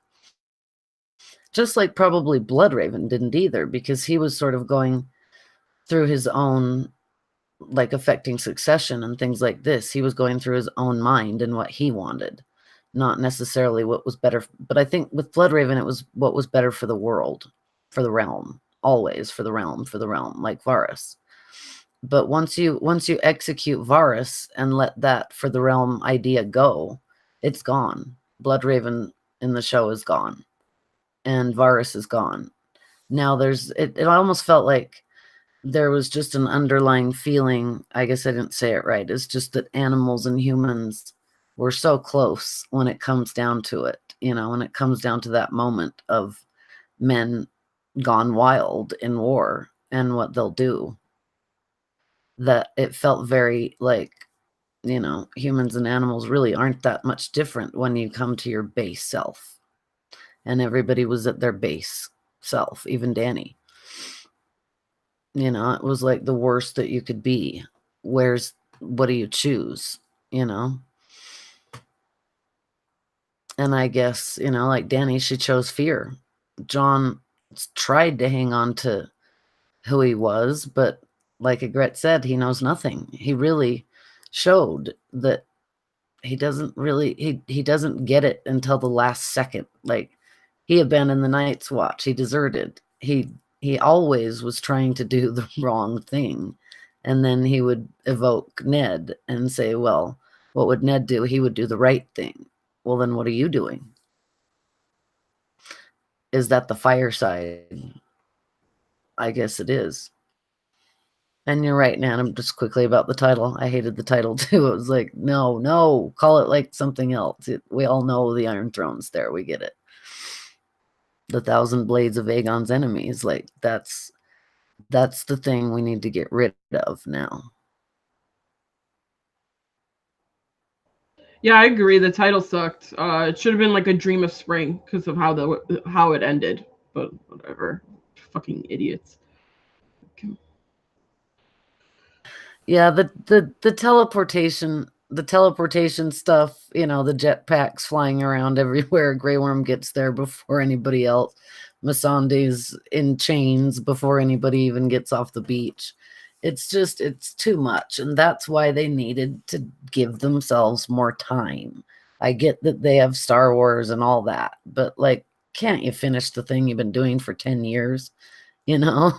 I mean, people have grown up on this set. They've John went from 20 to 30, I think, on this show in his real life, Kit Harington.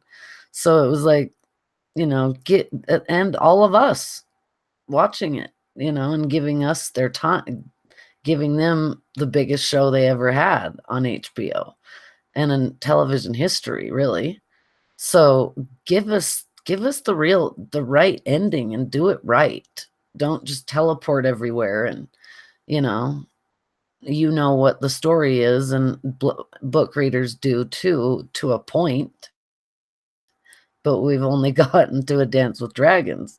Danny's in the middle of a field with the Dothraki, about to surround her, maybe, we don't even know, and John's dead, and we've got nothing else beyond that. So I don't know what George gave them and what they just decided to do themselves, because to me it felt like Lord of the Rings.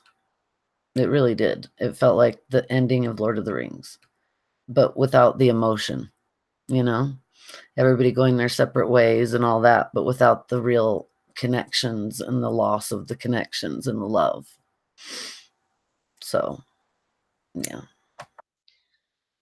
I thought that Drogon in the snow was pretty cool. I didn't see moving until John stopped, and then shaking the snow off. But I'm guessing it's snow. It looks like snow, and the ashes should have been laid down by then. But John, you trying to get talk sense into her. He's trying her conscience as much as he's trying his conscience. He's given all these reasons like to forgive people and different things, and she's not willing to compromise a bit. And she wouldn't even go down there and look at the city she just burned. That's what bothered me. And like Ned said, if you're gonna do it, then be the one to do it and go and you know observe what you did. See the children, but she didn't. She just got it in her mind that was it. And I kept wanting to say, John, take the knife out of her. Just don't leave the knife in there. And then Drogon coming in, it just, you know, he had that stare down with Drogon before he went in there. But you, I really thought that Drogon was going to kill John. Instead, he burns the Iron Throne. And I guess that was supposed to have been symbolic. And her and Drogon leaving with her body. I mean, nobody nobody would have known too much of anything unless John told them. So, but he did the honorable thing. He told them, and now he's in prison. So, y'all want to start from Drogon in the snow and go on from there? Have we Yeah, finished? that's great. That I like starting there, because that was I felt like that was the foreshadowing for the fact that Drogon wouldn't hurt John. That, he comes out of the ashes. That was kind of cool. I didn't even see him there either, and then he just kind of, it's like the way he is in the books at the very end of A Dance with Dragons. He's just on what she's calling the dragon stone, because he's dropped her in the middle of nowhere. She doesn't even know where she is. And he's just kind of lazily laying there like, I'm not flying you anywhere. I'm not doing anything. I'm just going to sit here and eat and lay around. And so it felt like that was kind of what he was doing there. Like, I'm exhausted. I'm done. I've done all this stuff and I'm tired. But it was so cool to see him get up and look at John and, oh, it's you. Okay, you go in. And I felt like that was kind of what I was trying to say earlier, that the human and the animal, like, we don't know, because animals can't talk what they actually feel and how much they know. And I thought it was really cool to give Drogon that sense of, that throne killed my mom, not you. Not because you smell like a Targaryen. You smell like she did. And so he'd already accepted John. And I think, it was kind of like a reality check of like animals do understand a lot more than we give them credit for, you know, and that I there's think he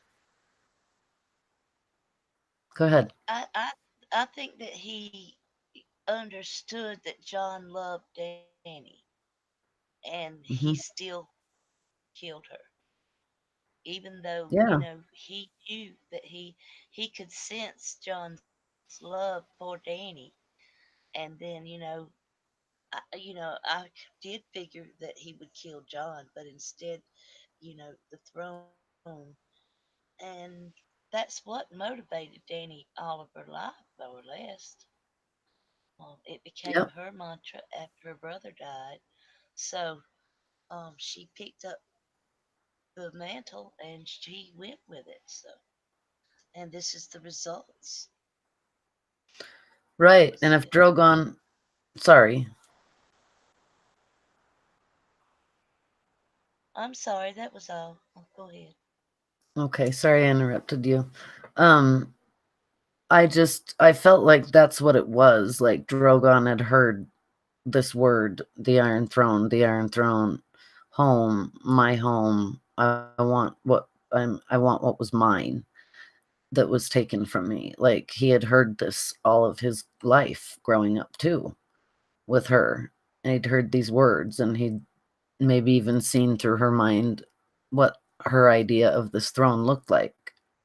Thousand blades of Aegon's enemies. So when he saw the throne, it was like he knew that that was what really had killed her. And that, because I don't really think a dragon is going to feel for the masses and whether they live or die. It's that his mother couldn't live because of that throne. And that, yeah, that John did love her, but he had to kill her because otherwise the realm would fall to a complete insane tyrant. So, yeah, I felt like it was a cool. I really liked that part. I really did. I know a lot of people hated it, but I loved that scene of just the whole throne room gone, everything gone, but the throne still stands, and it's sitting there against the backdrop of the sky. And Drogon, it's like he looked at John, like trying to figure out what he was feeling and what he was thinking and why he did this.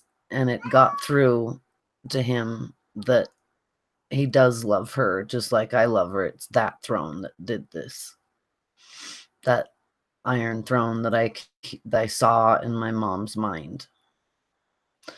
I mean, it's a bit far fetched, but still, I think by that point, Danny not going to look at what she'd done was perfect because why would she? She'd already moved on to the rest of the world and wanting to take over the rest of the world. So why look at what you've done? It's just going to make, like she says in the books over and over, if I look back, I'm lost. If I look back, I'm lost. So if she looked at those people, she would probably be lost because the human in her would come alive again and say, oh my God, this is horrific what I've done. And how could I have done this? The liberator of slaves, the breaker of chains.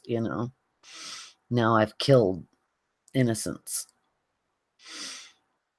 So that's my 2 cents. Go ahead, Steph. Yeah, I gotta jump back. I wrote notes for you. You guys said. So okay, Paradise Lost was a big thing with Tyrion. I don't like how these three things went. It says love is more powerful than reason, and then John said love is the death of duty, and then Tyrion just reverses it. I find that's a D&D, like, it's bullshit, right? Like, don't reverse this. We flipping know, like, we're not idiots. But when it comes to love is more powerful than reason, to me, the way I love people is through appraisal and bestowal. It's not through something that's inherent in nature. Like, I just don't like unconditionally. Like, it builds up to unconditionally for me. That's the way I've always viewed it. And to me, John and Danny's love has never like it hasn't even really lasted for me to come away with that conclusion that you love her unconditionally. For me, it's been appraisal and bestowal all along. So I don't understand why they're making such a significant part of that. Like I can see in the books of them having like a relationship for like a year or whatever, and it growing and becoming more like Khal Drogo, right? It took her a while to like actually fall in love with him, to have sex with him and enjoy it and everything like that. Yeah, but I didn't like the duty is the death of love, the stupid D&D. You are the shield that guards the realms of men. No, he's not. He died. His duty is over. You're an idiot. Shut up. Who's the greatest threat to the people now? One could argue it's them, right? Like, who's to say Dany would have been a bad ruler? Like, yeah, she did something like really messed up. But like it's kind of like how I would view if there was a famine that went on in Game of Thrones, like the High Tower region, right, with the Citadel. That's where it's going to be for me, like the Grayscale outbreak with John Connington. So for me, if they were to close and shelter like they did previously historically, right? It's kind of like the rats with Stannis's with Shireen and stuff like that, how they carried the thing. Like he closed off the city and did everything like that. To me, the needs of the many outweigh the needs of the few. Now, if Dany took it for the Iron Islands, Dorne, the Vale, the North, right? The river. I don't know if the Riverlands was even involved. Like the show didn't even cover that shit. But like the needs of the many outweigh the few. She would have been in the right to kill at least the Lannister guards clean and the Lannister army clean, to me. Like maybe not the people, but like again, our debate last week, right? Like I kind of feel like that's on them too, a little bit, anyways. So yeah, I feel like it's kind of them in that moment, right? You're the difference between good and evil, right? So I don't know, and it could go. I like how the way I can see the way George R. R. Martin would write that scene too, like how it would be more gray. Like I feel like there would be more like breadth and depth to it. Yeah. So, do you think that I'll be the last person she'll execute? No, that's the entire point. Again, appraisal and bestowal. Sometimes you need to discriminate to save love and life, right? Like it I feel like a lot of stuff was said in this episode without like that breadth and depth, right? Like it should have been longer. Yeah. Yeah. I completely agree. George would have done this in such a different way. It would have had so much more heart. Yeah, he would have written it so beautifully. Like I feel like George R. R. Martin probably that's what's taking him so long, is writing these scenes out properly to give them that sort of analysis. Right. She doesn't get to choose, but you do. Why is it Jon's choice and not Arya or Sansa? Like again, like an assassination attempt is not that hard for Arya. Like, why can't she just drop from the ceiling? Like, it's an open ceiling. Take an arrow. I just don't understand it. Oh, that's great. It's true. I didn't like how little it took Jon to turn. Like, I can understand that it was progression from episode to like basically 3 episodes, right? That they developed Jon turning. But like Jon never like had a proper rebuttal to what they were saying, right? Like it was only in this episode where he's like, "Well, they killed Sunday." Like you can't find another excuse. Like, whatever. Jon and Dany again, like passing the guards without swords. That was right, and not giving them their swords. I think that was stupid in comparison to Tyrion. Didn't Jon give his sword and just not the dagger? I guess he did when he went to see Dany, but not Tyrion. No, right? he Was it the other way around? Sword and his dagger when he saw Tyrion, but with Dany, right. He had both of them. Yeah, that's right. Oh, I thought he gave her sword. And he pulled it out from this side, the dagger, and he shoved it in her. Yeah. Right. I thought he'd give him his sword. I guess I didn't pay good enough attention. yeah, that's weird because I thought, oh, cool, he gave his sword, but not the dagger. But I guess if he'd given the dagger before, they would have known. So Yeah. that is kind of silly. Yeah, see, this is what I'm Yeah. talking about. Like, it's just so stupid. Like, you're doing stupid mistakes, right? Like, you spent Yeah. $15 million on an episode, and you're doing this stupid stuff. Like watch And your you're leaving Starbucks cups in. Yeah. so stupid. I I hate want to them. leave the like. I kept wanting to tell him to take the sword, take your knife out of her anyway. Uh, but Right. flew off, knife and all. Go ahead, Steph. Um, yeah, I'll get to your point. Hold on, I'll write it down too. Dagger. I'll say why. Okay, so you have Drogon and the Stone again. Stone dragons. I think that was a tie into Shireen about being eaten by dragons. And this goes to what you guys were talking about earlier, the differences between animals and humans. What if Drogon was aware of the House of the Undying? Because, like, if he saw what Dany saw, like, of her walking to the throne, like, almost touching it, and then going to see uh, Khal Drogo and Rhaego, right? Because the only thing that saved her, that kept her from moving on, was their screams, was her dragon screams. So if I'm wondering if Drogon would have screamed, she would have at least known to prepare herself, right? Like, would he have saved her in that moment if he was made aware, if he had that intelligence and that whereabout? Um, Oh, Again, Dany smiles at oh, Jon. Ignorance is bliss. Sorry, Cynthia, you can go. oh, I was just saying that's a good thought about the intelligence and of the dragon and all that. That was a very good thought. Yeah, I agree because I reread The House of the Undying just to see um what we were still not what we were still missing and what we'd seen. And I did read, which I'd remembered, but I wasn't sure if I was right, where at the end of it, when she realizes that they're not going to let her out of the House of the Undying, that nobody really gets out, is that Drogon then, you know, did his thing and helped her get out of there and burn, and did it. He stood up for her there. So it almost is like the dragon does understand. The dragon does know. So that's a really cool thought that he saw the same thing she did in the House of the Undying, and it registered to him as an actual memory. And he actually saw it because that makes a lot of sense. That's why he would know that throne is what killed her, not really Jon. It wasn't. It had to happen because he'd already seen it.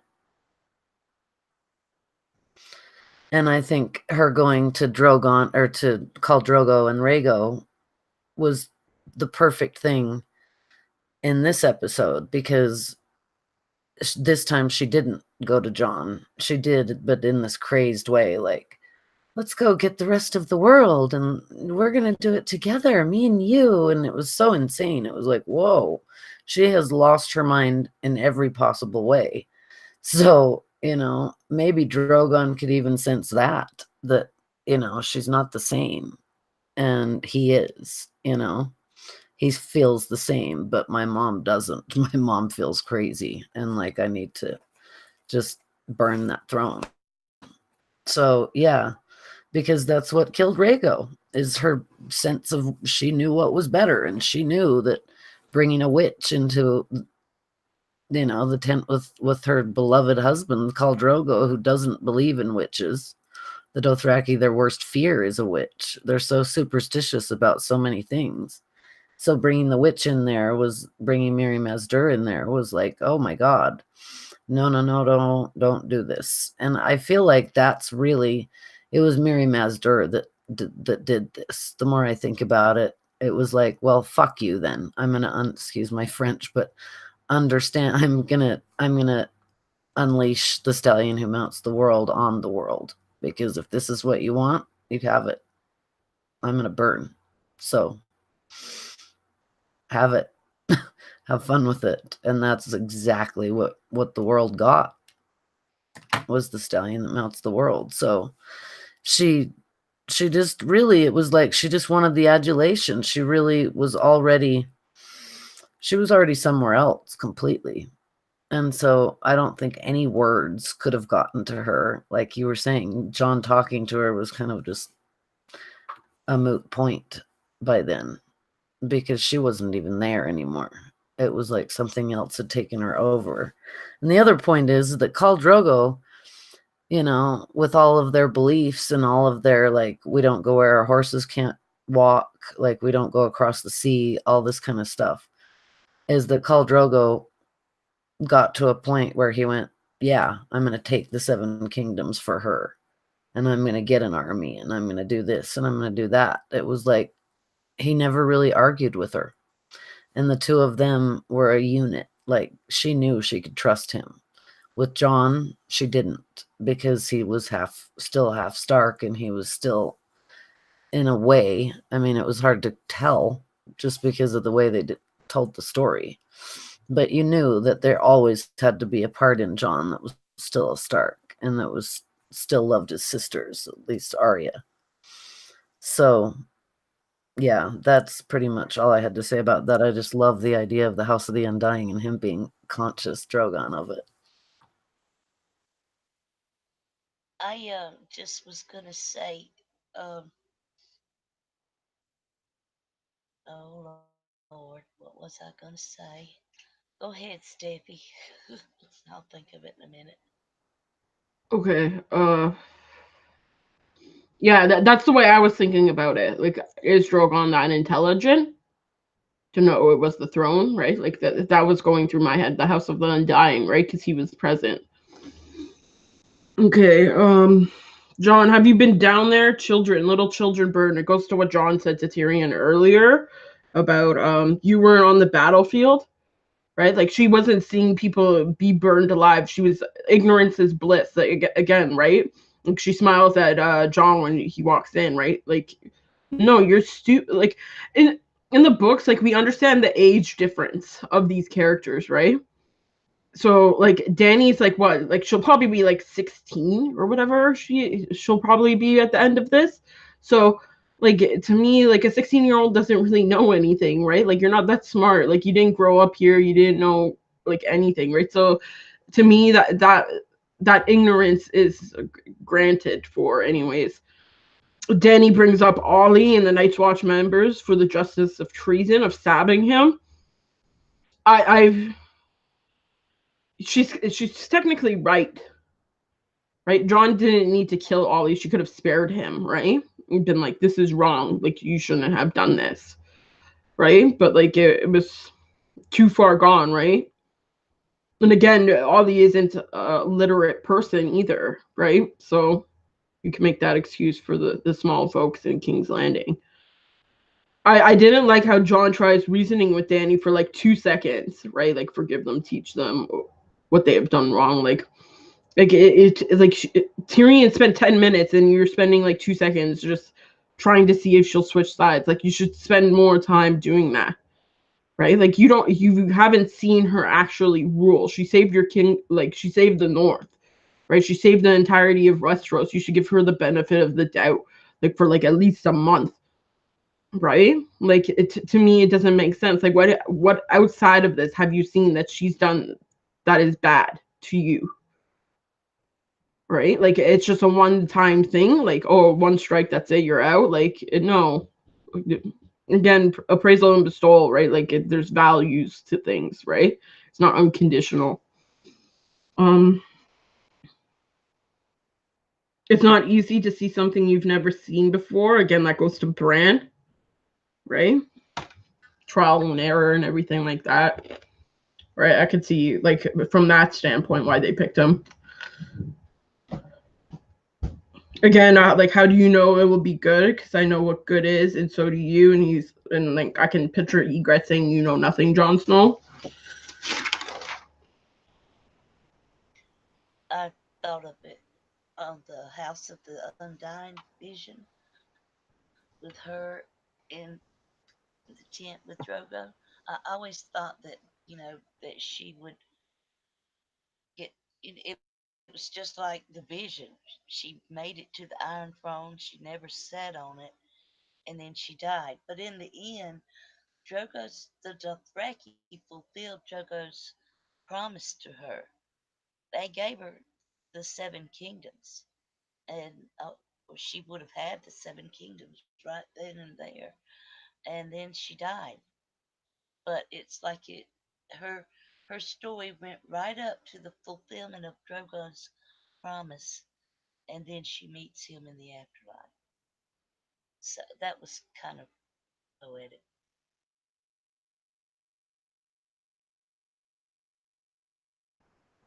Yeah, I just want to say real quick that I feel like I like the fact that the love is the death of duty was brought up, because it really was for John. Like, it was with Egret, it was with Corin Halfhand, it was with Mance, it was when he deserted after being stabbed. And you're right, he shouldn't have killed Ollie. And I feel like that's the minute he stepped over the line, and he couldn't go back after that. Maybe that's the Targaryen in him.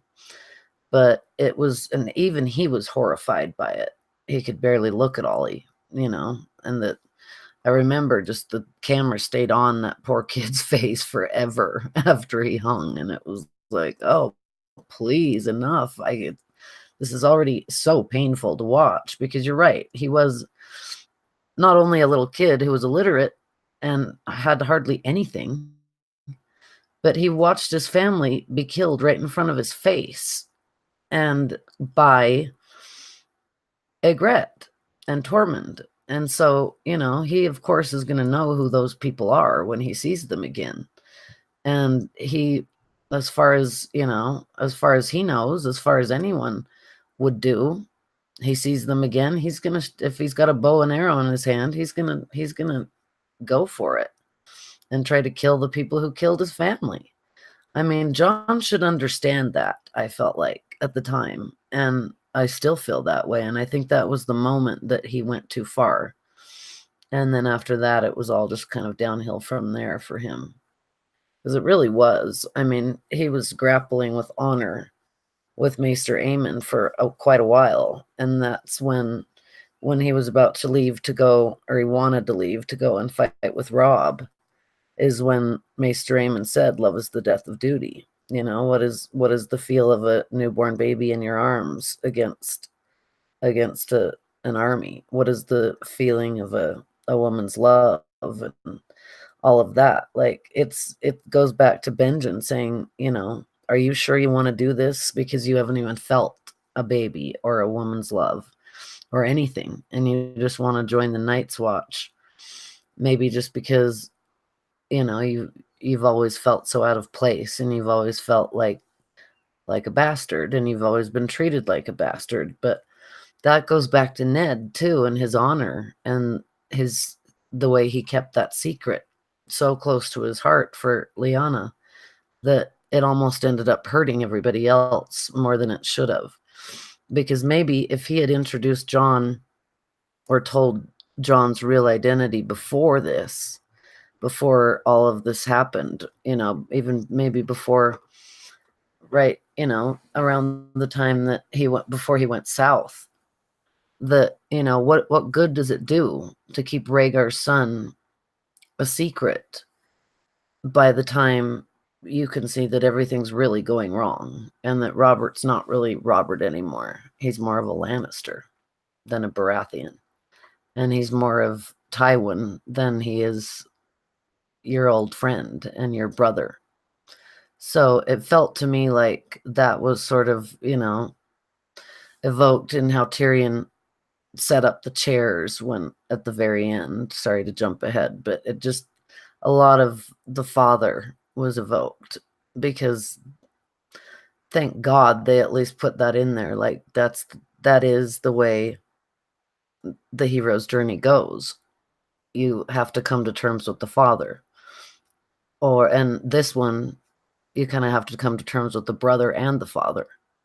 So I feel like it was one of those things where John really was so lost all of his life, and I don't know if he ever really found himself until the moment he stabbed Danny. But then it was almost like, being punished by going to the Night's Watch. I don't know. I mean, that's the life John liked more than anything, was being with the free folk and being with Mance and Tormund and Ygritte. That was the happiest he ever was.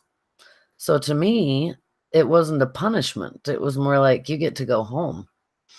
And then watching them, we'll get there, but it just felt like all of this was meant to be for John. John was never supposed to kind of be the decider between life and death for everyone. It was never his role, and it was never Ned's role. And maybe Ned should have done it a little bit differently.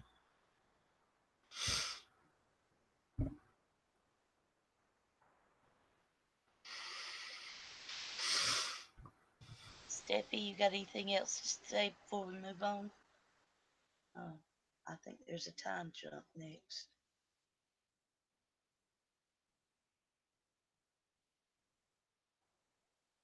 That, that it? No, I got points. Sorry, I just was typing something. John says, "What about everybody else?" And Danny says, "They don't get to choose." It's basically the reverse thing he said to Tyrion about Sansa and Arya about bending the knee, right? So again, like it's almost like everything Danny's saying is like a conclusion to his thought process, but build the new world with me. I don't even know where to start with that one. Crazy ladies need dick. Danny is killed. I feel like in that moment she's like, 3 treasons will you know? And she riddles out every single one of them at that time while she's looking at him. To me, I feel like Danny bleeds through the mouth and her nose. I would have liked to see her bleed through her mouth, eyes, and ears. For speak no evil, see no evil, hear no evil, because she is in that moment the embodiment of evil, right? To take away free will upon like from people. So again, that goes to Bran and why I don't like this choice. But yeah, that's what I would have liked. Almost like the blade was dipped in some kind of poison, and it brought on those symptoms. That's what I would have liked, because we haven't gotten a lot of poisons in the show. So I would like to see one more, just one more right there, like almost like Varys gave it to John, and then he's like it's up to you, and then that's when he dips the dagger in and then goes to kill her. I would have liked that. Varys tried. To give John poison? To give Danny poison with Martha, the little bird, I think. Oh, with the food. Yeah. Yeah. Yeah. Yeah, I see. That's what I mean, right? Like there should have been poison involved, and I wanted those 3 things, right? Like it to me, it would have been visually more like pleasing to the eye to see that come to fruition. I can also see John burning here, to go to the Azor Ahai and Nissa prophecy, because there was a dagger in her heart, right? And almost like the person who stumbles upon it next would be Azor Ahai, which would have probably been Arya or whoever picked it up, like Bran, like if he like wheeled himself there and then picked it up, right? Like it would have made more sense to me that way, right? Thank you for saying that, because all I could think is like, okay, you've got a lion, you've got her, your love. Where's the Lightbringer? Where's Azor Ahai? You're right there. Why even give us the myth if you're not going to do it? That was my point, right? Because yeah, in the Tyrion scene when he gives away his blades and stuff like that, I kind of felt, and Cynthia brought this up, like once the episode ended, she said that there was alternate endings where Tyrion does die, and I feel like John would have taken that same dagger, stabbed him once, and then went to Dad and then stabbed her. right? Thus proving the light bringer without really recognizing it, right? Yeah, that's how I felt. Like Tyrion to me was really pointless, also because he vouched for Bran. Why, I have no idea. Um, just yeah. Neither. Danny being carried off. I believe she Drogon took her to Shy. I think he went to Guy or to the Relorians there and stuff like that, and got them to do a necromancy just like Melisandre. And since that's where dragons are supposedly stirring at the moment, I feel like that would be fitting. Um, yeah, and also like the Benjen thing too. Like you could have taken her north, and if there was like one children of the forest left that would have stabbed her through the heart, that would have been really fitting too. To see that, right? Right. Right, because then she would Mm-hmm. be the Night's Queen, right? So yeah. Well, Yeah, that should it have was been a that should hard have played thing. out. It was a hard thing for John to do that, and I understand because he's finally seen, realized he's got family on his mother's side, his father's side, real father's side now, and he doesn't want to give up that family either. But he's kind of torn between the family he's loved all of his life and this new family, this newer person that he doesn't really know as well, you know. And yes, she may have been a good ruler, but what she was talking about was she was going to Winterfell next and then to Dorne, and she was going to liberate all of these kingdoms. And she had just won 7 kingdoms. She was already queen of the 7 kingdoms. So what else in Westeros? Lannisport? She's gonna, liberate who from? There's nobody left to liberate it from. You got Danny. I It's mean, you really got true. Tyrion. So I didn't, that her not being talked down from that. Yes, Steffi, I agree. Agree, it was rushed. This, like I said, if we'd had full 10 episodes last year and this year, this could have been played out um, better. But this was Arya doing it, killing Danny. You know, she's already killed the Night's King, so you can't give her really another kill. But it would have been kinder for John if she had been the one. And I don't know if they would have killed her right off. And I don't understand why they kept John alive. That's my next issue. Okay, I'm through. I just Yeah. want give me a second. There's a comment in the chat. David H. The conversation between Danny and John is the same one his daughter had with Danny in the fighting pit. Oh, right. That's true.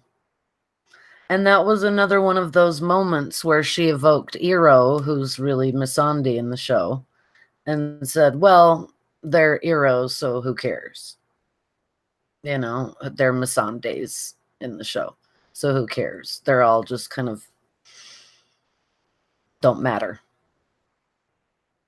Steffi, So you I want to guess do that's another one of them. a shout out to everybody there Yeah, on you do John? that. I was just looking. Okay.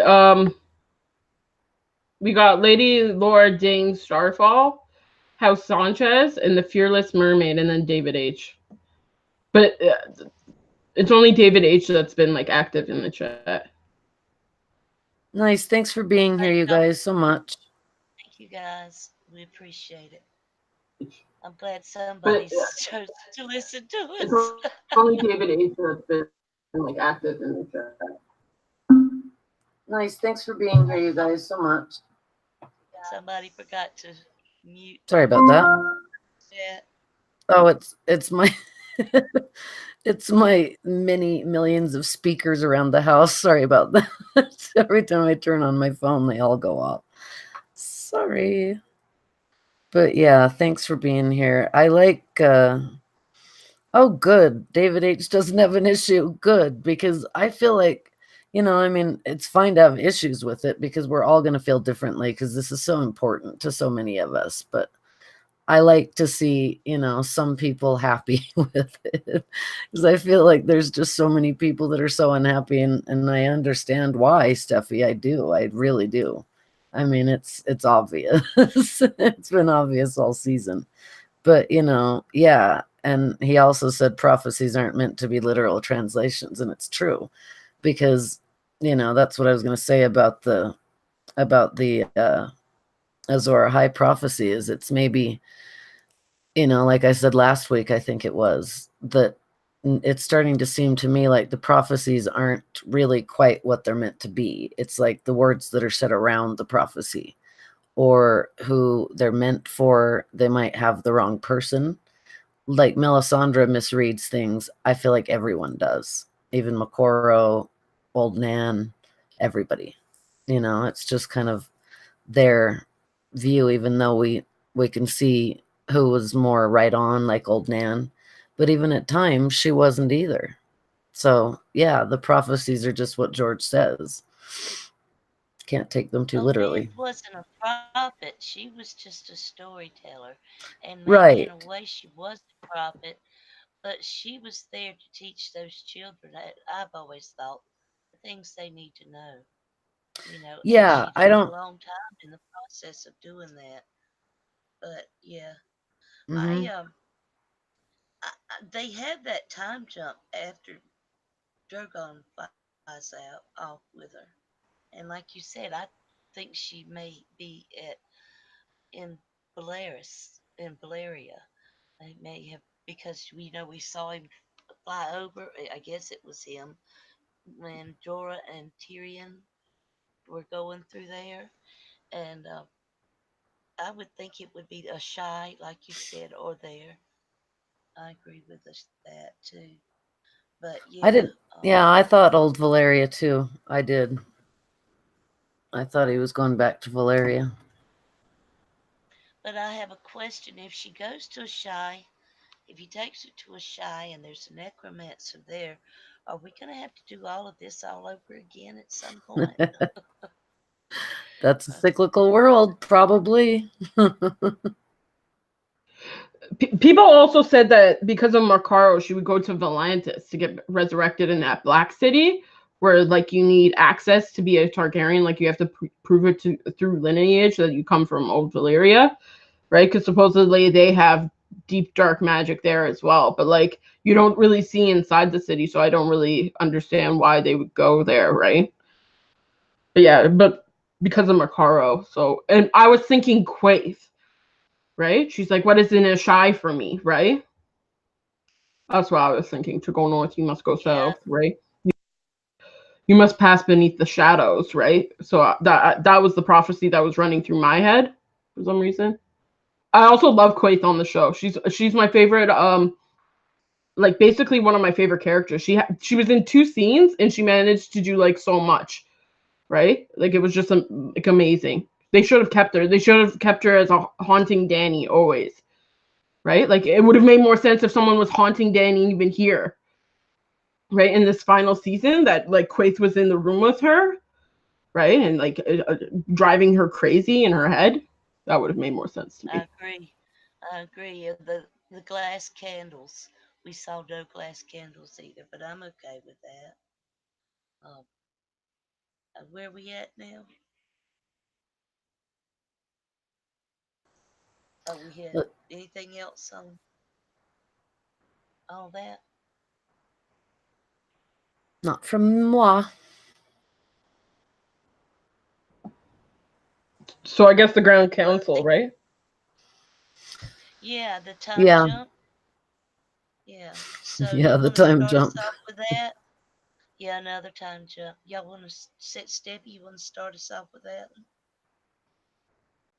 I got a lot of issues with this, so like I'll jump in when you ladies talk something because I'm pissed off with the end choice.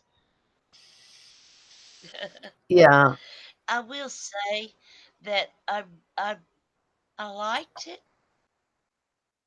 And my mother, 82 years old, understood Bran becoming the king because of what they was told in the book, on the show, you know, because he has all the knowledge and all of this. He knows what not to do and all of this. And I don't think she quite understood it all, but she said she saw it coming. I said, maybe when I'm 82, I can say I saw it coming and everybody believe me too. But yeah, I did see where she was coming from on the brand pick. But Tyrion's taken there. We'll start with Tyrion. And he's taken there. And who else there you got? Uh, I didn't write them down. Y'all help me with this. You got Yara and the Dornish prince and somebody I didn't know from over there. Uh, I got them in order. Hold on. I'll just say it quickly. okay. So we got Sam, we got the first unknown person, we got Edmure Tully, Arya Brand Sansa, Brienne Davos Gendry, unknown, Yara Asha, Prince of Dorne, Robin Aaron, Jon Royce, and unknown. So there's basically 4 unknown people in this. Like that's a lot of people to be voting that like should have a say, right? Like fucking. But where did they come from? That's where you're not, they never say which regions they're from. There could have been a high tower there, I suppose. But Oh, like I yeah. said, the Lannisters are gone. Um, Gendry's there for the Stormlands. Uh, Hold on, shouldn't Bran Edmure's have or there. Braun Oh, have wow. if he got Highgarden? Like it seems stupid to me that he's not present during this, right? Well, Like Yeah, like, it wasn't given to him until after our Bran became king, I think. then He it should have should been have the been Dothraki then, because the Dothraki got the the reach, reach. so it should have been them. well, Yeah, it they was a got little, the reach. just quickly, David said that the first unknown next to Sam that I thought might be like someone, but Edmure was the Riverland, so I really couldn't figure out who that was. He said it was Howland Reed, which Really that would be cool. pretty kind of cool, but maybe that's why it went the way of Bran. But that he almost looked like a Frey, even though the Freys are dead. But I really couldn't figure out. Oh, you can see the armor. I'll have to go back and look because that's kind of cool if you can see Helen Reed's Cranigman armor or Well, they could have been colors. Bracken or Blackwoods or Yeah, there's that still a lot of realms out there. So yeah, I can see 4 unknowns, but I just wish they'd told us where they were from. yeah, they could have at least gone through and said, "I'm the Lord of this, I'm the Lord of that," and that would have been that. It was a little strange to see, like, my husband's going, "Who is that?" And I said, "It's Robert Aaron." Well, he looks a lot older. It's like, yeah, he really does. I think it was the same actor. I'm not sure, but yeah, it looked like it was. I just thought it was kind of funny that he was just sitting there, like, yes, right next to Bronzion. So, what was Bronzion doing there then? I guess it's the lower veil, but still, it was just kind of odd because I thought, well, where's Wyman Manderley or where's I don't know. It was a little odd because isn't Wyman Manderley still alive? Yeah, that was Where the has he thing. been on season? Where has Sorry, he been Cynthia. for seasons now? That's what I agree. Where was he? He was very I mean, important he's the for Reach. I mean, not the Reach, but yeah, he should have been there. To me, he was the fat guy beside Robin Aaron and Jon Royce. That's who. That's what I thought too. Because there was a big guy that couldn't like could sit a be, chair. Like he was massive. Right. could be, Yeah, it's could just strange to have a different actor that looks a lot like the other Wyman Manderley actor. So I don't know. That was odd. That whole thing was Robin Aaron's on Giant's Milk. That's funny. Okay, so you said Howland Reed, right? For that first for the first unknown character. If Howland Reed was there, shouldn't he be vouching for Jon to be present, including Tyrion, like Sansa was doing and Arya? Like, why wouldn't he have a line to be like, "I want Jon present for this"? Like, it would have made Yeah. more sense to me for him to have a line if that was Howland Reed. I mean, we've been Well, yeah, waiting but I've for been 8 waiting. seasons to see Yeah. Howland Reed. He should have said something different. And if it was Well, Howland Reed, why wasn't Mira there? Like, at least standing beside him or behind him or something like that. That would have made more sense, right? Like, give that Hmm. actor one more scene, right? Since you kicked her off with no explanation. Poor Mira. I know. poor, what poor about Mira. the fact? What about the fact that Grey Worm and them have taken and claimed King's Landing for themselves? He's our prisoner to do with what we please, and it's what he said. But they hadn't killed him already, so I couldn't figure out that. What were they saving? What were they waiting on? Both of them were still alive. And I don't know how long the time jump has been, but it takes about a month for an army to get from Winterfell. Maybe not that much, but they already I'll had an say. army of northern out there in front of King's Landing. So anyway, that's it. Yeah, to get Bran there would take quite a while, wouldn't it? I mean, it really would. You'd have to go by ship and then all of this stuff, That would take months, at least a month or two. I think they said with Robert's company in the beginning of the book, it's or the series. I think it said it was a month for them to get there. So it would have taken them a month as well, especially if they had the entire Northern Army there. Right? That's a lot of people to be there. That's like 40,000 people, the entirety of the North. Yep. Yeah. The David saying that Howland Reed was there fighting to free Jon and Tyrion, but Jon was kind of screwed for killing Dany still. And he's right. Howland Reed is a bannerman of House Stark, so he would support the true son of Ned, which is Bran. But it seems to me still, that's true. I just still feel like, wouldn't he be there to kind of bolster Jon and say, I've known this secret for so long and we're just going to pass him over? We're not even going to bring him up. Well, I think since he killed his aunt, they probably a good idea not to bring it up. You know, that's Probably. kinsley and I mean, everything. Yeah, yeah. But they've that to taken me over was this whole city, and they've had like a right. month, and you know, a quarter of the people were related. I mean, Aaron Boy is their cousin. Uh, Edmure's their uncle. Yeah. I mean, so it's a lot of relatives on that council too. I'm gonna jump in here for a second.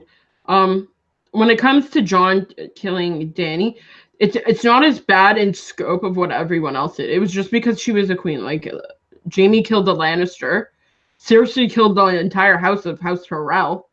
Right? Like to me, Yeah. in scope, like you're talking about, Robb Stark killed Rickard Stark, right? He beheaded him, right, for trying to do something. I forget what it was. Um, right, like Rickard Karstark, The yeah. Karstark, yeah, for killing the Lannister prisoners. So they were just boys. Right. so in scope, like Yeah. I to mean, me, whatever. Like, sorry, Ash, I interrupted you. no, it's okay. Go ahead. I was just thinking about Bloodraven again. And why, it's like we always wonder, or I always wonder, what the reasoning was that Egg used to send Bloodraven to the wall, you know? And so I feel like, Bloodraven had committed more kinslaying than anyone that we know of. John Kinslay's his half aunt, and that's worse than what Bloodraven did. I mean, it just seems like it's a little bit like John really got a lot worse, I think, than he deserved, because you can look at it also that he saved a whole city and a whole 6 or 7 kingdoms by killing her.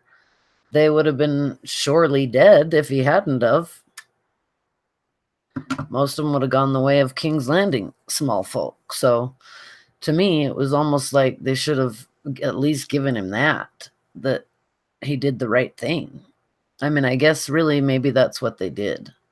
Because I think Sansa and Bran and Arya all knew that Jon was okay in the north, and that he, I don't know how, but they never, see, this is the thing. This is the problem with their writing. It just doesn't cover everything. So you don't know, like, has Jon talked to them about his experience at the Wall? Has he told them that he fell in love with somebody? Has he told them that he died? Has he told them that he deserted? Has he told them that he loved being there with them and that Tormund's one of his best friends and all this? Like, how would you know that this is a real punishment for him? And why wasn't he happy to see Tormund? Why wasn't, I mean, he didn't even smile at him. You'd think he'd be like, oh, thank God, at least I get to be here where I understand things, and where they like me. See, that was sorry. No, go ahead, hon. Are you sure? Yeah, go ahead. Okay, so that was my problem with Asha picking like a fight with like Sansa and Arya and defending the Unsullied. She references Cersei as a tyrant. What has Cersei ever done to the Ironborn? Like, to me, like, shut up. Like, what are you talking about, right? Like, Euron was the rightful, basically, king of the Iron Islands. You were trying to usurp him with a deal with Dany to secede from the 7 kingdoms all on your own. We'll get to that scene later. But, like, Cersei never did anything to you. It was all Robert's rebellion against, or Robert, Ned, and all of them who overthrew the Greyjoy rebellion just to secede. So, like, to me, like, you have no beef with Cersei. Like, you could have went along with Euron and just done whatever he said. Instead, you went to Dany for no apparent reason. Like, just because she had yelling. Yeah. I was yelling at the TV, shut up, Yara, what are you talking about? Just be quiet unless you want to support them. Like, you're not helping anything. I don't get what that was all about. Like, I guess somebody had to dissent, so let it be Yara. Why? It doesn't make any sense to me. I hated that part. Well, it made me mad. Arya shut her up real quick, like. She gave Arya a real long look, didn't she? You say another word about killing my brother and I'll cut your throat. That's what she told her. And Davos, he's of course the mediator, and he tries to bribe them, like we said, with the reach. And they want justice. They don't want payment. They want justice. So, and I think their justice, the way they got their justice, was in the fact that Jon will never marry and never have any children. He will basically be unsullied like them. And he knows what that is like, and that would I guess, in his mind, be a sufficient justice. Okay, Steffi, go ahead. That's my like signal, right? Okay, so I had a huge issue with these 2 parts. Like, who died and made Davos king? Like, who are you to give away land? Right? Like, shut up, sit there, like, do nothing. Sansa does get upset when they say, we do not need payment, we need justice. Because Sansa Struffle, she's the one that gets most upset in that entire line. You want to know why? Because Peter said there is no justice unless you make it. So that's what's going through her head, like, oh shit, Jon's dead right now. And they're just not saying it. Right? That's what's going through her head. As for Jon being unsullied, like, again, this goes to Jon telling the truth always. If you talk to Jon even for a moment, he'd probably tell you about Ygritte in how he banged her and how he could have possibly had a bastard, right? Like, how do these people come to these decisions? Like, just please put in extra dialogue, because I don't see how you come to these decisions. Like, oh, just whatever. Just. Oh, Steffi, you kill me. You're so funny. I love you. You just crack me up. It's true, actually. And, kind of at the end of all this, I think we were all, at least we were expecting Queen Elizabeth kind of thing, And then Sam brings up, like, maybe the people should decide, and everyone starts laughing at him. It's like, oh, guess we're not to the Renaissance yet, are we? I guess we're not quite there. But, I mean, I quite liked that, how they were all like, oh, and give up my lordship? Right. But, I mean, the thing is, well, are there any people left to vote on this? I mean, I think you got to install somebody now, Sweet of you, Sam, but at least you gave the right title of A Song of Ice and Fire instead of The Wars of Robert Baratheon or whatever they were, what Ambrose wanted to call the book. But I mean, I liked the way, I mean, it was fun to see, of course, Edmure stand up.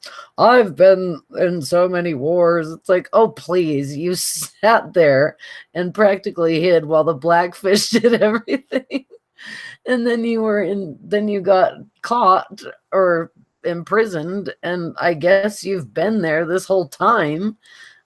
I always thought, I guess Edmure's starving in some, prison somewhere in the phrase, and he's just been forgotten, but Edmure's just fine, and here he is bragging now. I liked that, to put Edmure in. I thought, oh, good, there's Edmure. We get a laugh. But, because I needed one about then. But, just if, I don't know. I guess I wanted to see a little bit more for John. I really did. I wanted to see a little bit more from Arya and Sansa, like, hey, wait, he's given a lot. So let's at least consider him. And, as far as Davos, he says, do I get a vote? And then he starts giving things away. It was very strange. But the thing is that why, what I feel like is, if you're going to, why didn't Tyrion get some kind of punishment? If Jon got punishment for, I mean, it seems to me like it was more about following her and constantly, this is my queen, this is our queen, endlessly. Tyrion did the same thing. Jon killed her, yes. Is that all we're talking about here? Instead of, why did we follow this girl? She was mad. We all knew it. Grey Worm stood up and said, no, he deserves punishment. And Bran is the one that said he's getting justice right. punishment.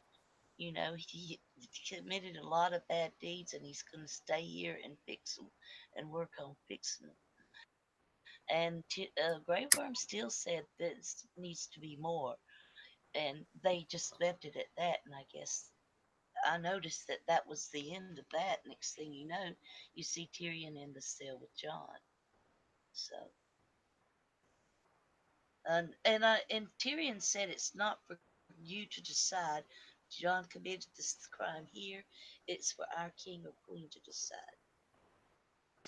And they are the most powerful people in Westeros, so I guess they chose Bran. Was probably the least of all expected from any of us, I think.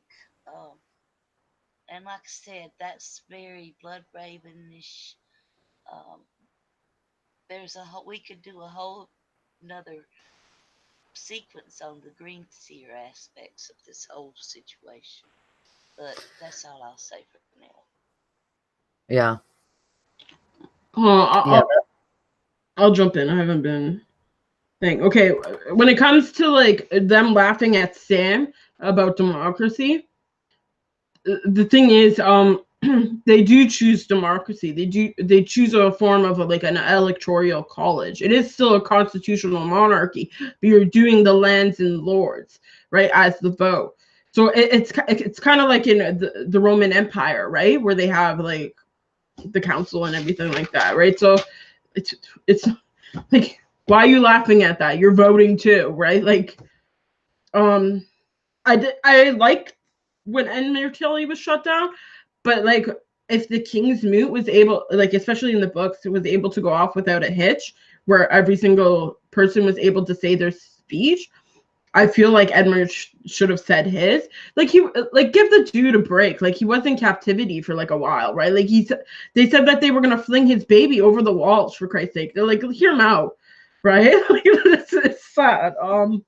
Just really sad. What else did I write here? Um,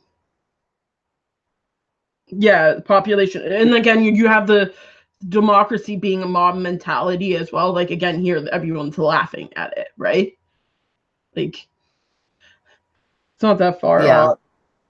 Yeah, that bothered me just a little bit because of the way Tyrion went to the wall and loved the way they did things democratically. And David just made a comment again about how it existed in the Night's Watch. And that kind of, I mean, I think James and LaDonna did a video on Tyrion's democracy and how it might end with Tyrion saying, look, I've seen democracy in action and it works. So why didn't he speak up and say something about that? I wonder. You know, I guess it was just, well, the lords don't want to give up their lordships, and it did become more like a Roman Senate or like a parliament, but I felt like Tyrion should have said something right there about, well, we could give the dude a break and kind of agree with him a little bit here that we should vote and that we should give people more of a voice. You got to progress a bit beyond feudalism. So to just install another king is just doing things the same way you did them, and they obviously didn't work. Yeah, that was my problem. They didn't break the wheel, like at all, right? They just continued the wheel. That's all it was, right? I know. They should have left out. Yeah, they should have left out Yeah, all but this talk of breaking the wheel and not breaking the wheel. Yeah. Go ahead, Grey Nan. Worm didn't know the difference. Grey Worm didn't know the difference, and that really was the will.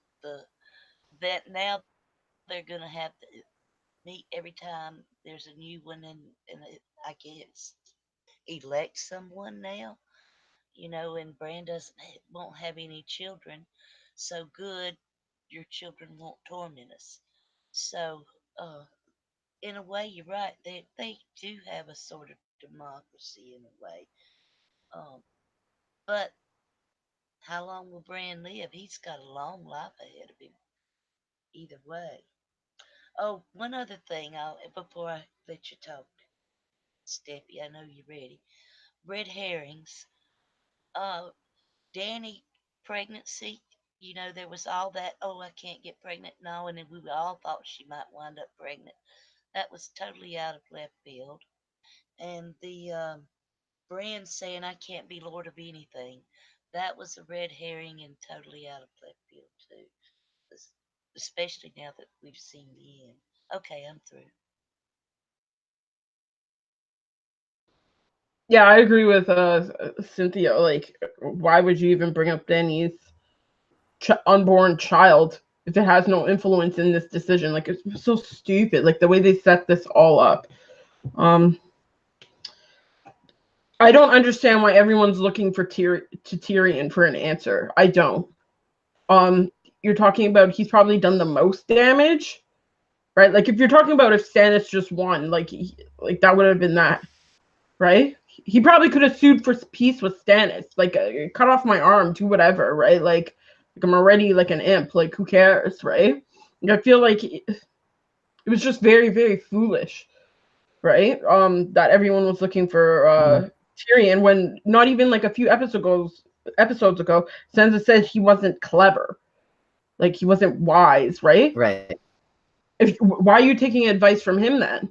right? And then he promotes Bran to be this omnipotent being, and then it's like, then why wouldn't you let him speak on who to choose, right? Like, oh, it was just. Also, when it came to our king wanted to break the will, who are you to speak for Dany and what she wanted? Right? Like, who's Tyrion to speak on behalf of Dany and what she wanted to Grey Worm, especially you weren't there when Grey Worm was with Dany.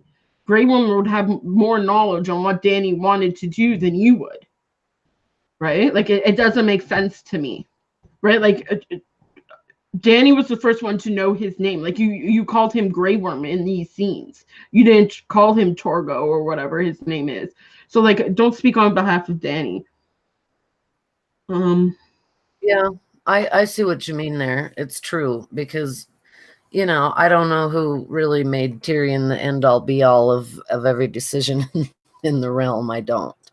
But because, it kind of seemed to me like the power should have shifted maybe to Davos of being the hand of the king. He's a lot more fair, you know. He really is. And Tyrion can obviously get swayed by whoever he's the hand of or whoever he's with at the moment. We've seen that over and over again with Tyrion.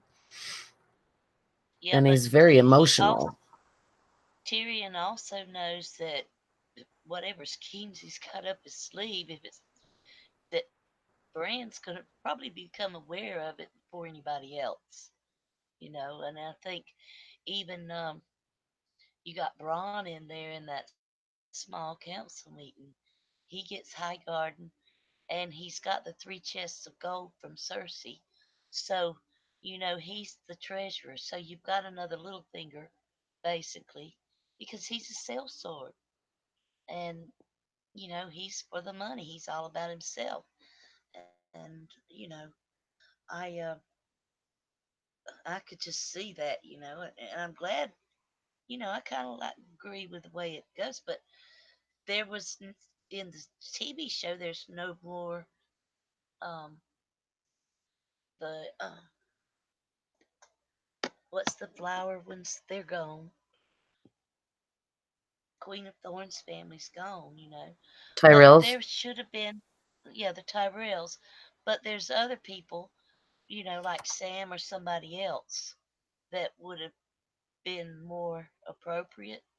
But then I see, you got Tyrion deciding on all this too, and evidently Bran went along with it. I want to jump in here for a second. Davos was Tyrion says to pick Davos for Hand of the King. That's what I was thinking of. I was like, yes, pick Davos, right? Because he would be the best person because he was hand already, right? And he didn't fail. It was Melisandre that failed, right? So he has no blame in that situation. So I feel like Davos would be the obvious choice. He has the realm at heart. He grew up in King's Landing. Like, he probably feels much more than anyone else in this scenario. Like, he's lost so many kings. He lost even Jon already. Like, I feel like he already has learned so much from his positions, right? Like, that he wouldn't make a mistake like that again. So My problem, another problem I have, is everybody said Bran has no interest in ruling. Well, then why did he say, "Why do you think I came all this way?" He knew he was going to be the ruler. You're muted, baby. Go ahead, Steph. I Yeah, I felt the same way. Go ahead, Steffi. you're gonna let me go on a rant? Because I knew you were, babe. I heard you ranting with your mute on. Go ahead. Okay, so this is for educational and entertainment purposes only. I'm gonna read out Tyrion's speech in season 8, episode 6 of Game of Thrones, Iron Throne. Okay, Tyrion. What unites people? Armies, gold, flags, stories. There's nothing more powerful than a good story. Oh, give me a second to look at. Okay, I just posted it. It shouldn't take long. Peter Baelish, The Realm. Do you know what The Realm is? It's the 1,000 blades of Aegon's enemies. A story we agreed to tell each other over and over until we forget that it's a lie. Bran is a lie. That's what he is. He's supposed to be subservient to everything that they do. That's what he's there for. He's there for a good story. He's Bran the Broken. That's what he's there for. And it's stupid. And I hate it. And who has a better story than Bran the Broken? The boy who fell from a tower and lived. Okay, he was shoved from a tower, and most likely that was Bloodraven who did that. So, no, you don't get credit for falling out of a tower. You should have died. I wish more cutthroats went after you. He knew he'd never walk again, so he learned to fly. No, he didn't.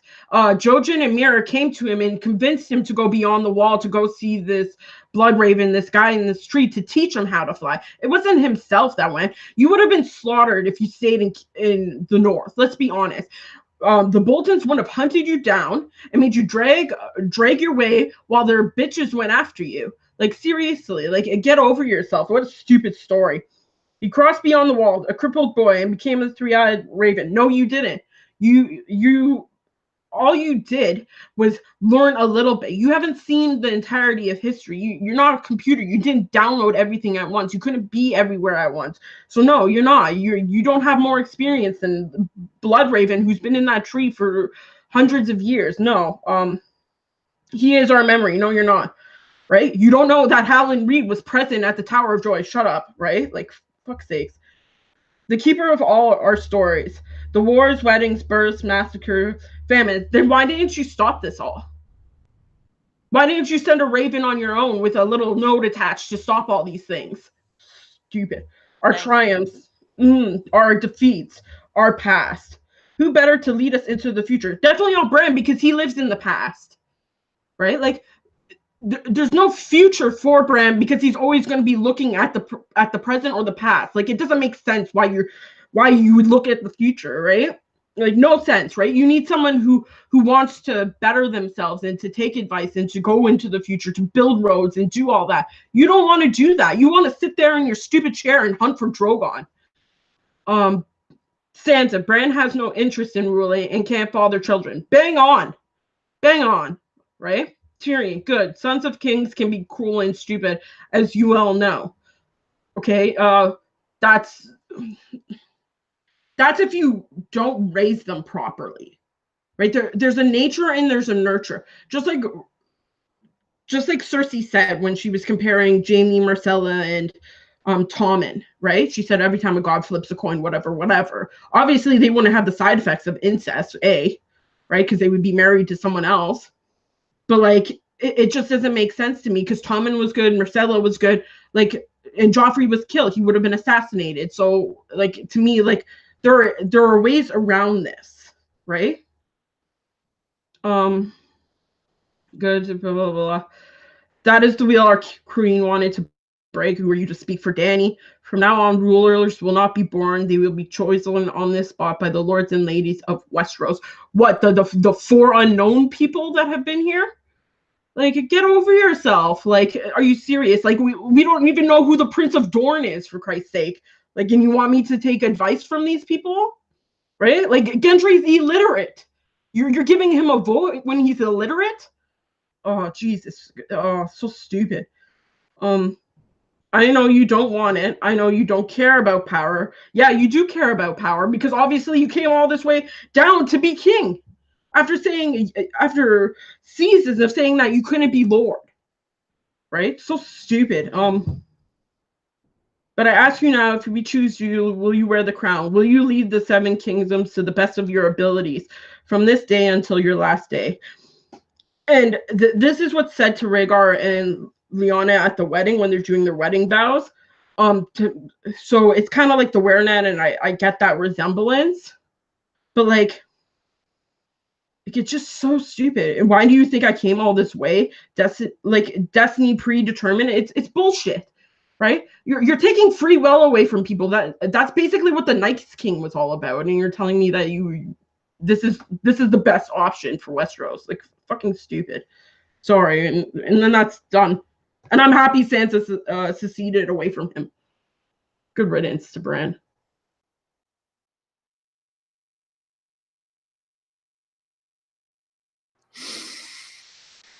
Oh, Steph, I love you to death.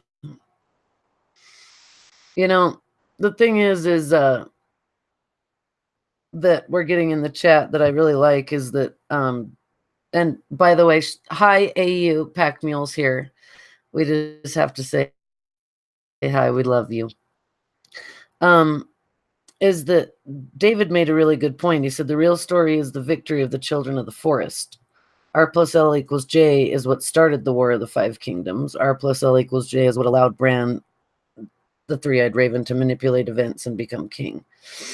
And I really like that because it's true in a lot of ways. I mean, in the end, the Green Seer did win out in a way. I mean, it's not really that Bran is the Green Seer, but he was made the last Green Seer in Bloodraven's place because Bloodraven was too old to keep going on. And so I kind of agree with that. I like that is a way for it to come around cyclically again and come back to that point where now there will be someone, and I agree with you, Steffi, like, why do you say you live in the past and you don't want anymore? Why write that line for him? Why not just leave that out if you know that he's going to become king the next episode or the next two episodes? It's bad. It's not, see, I keep saying it's like foreshadowing is not character development.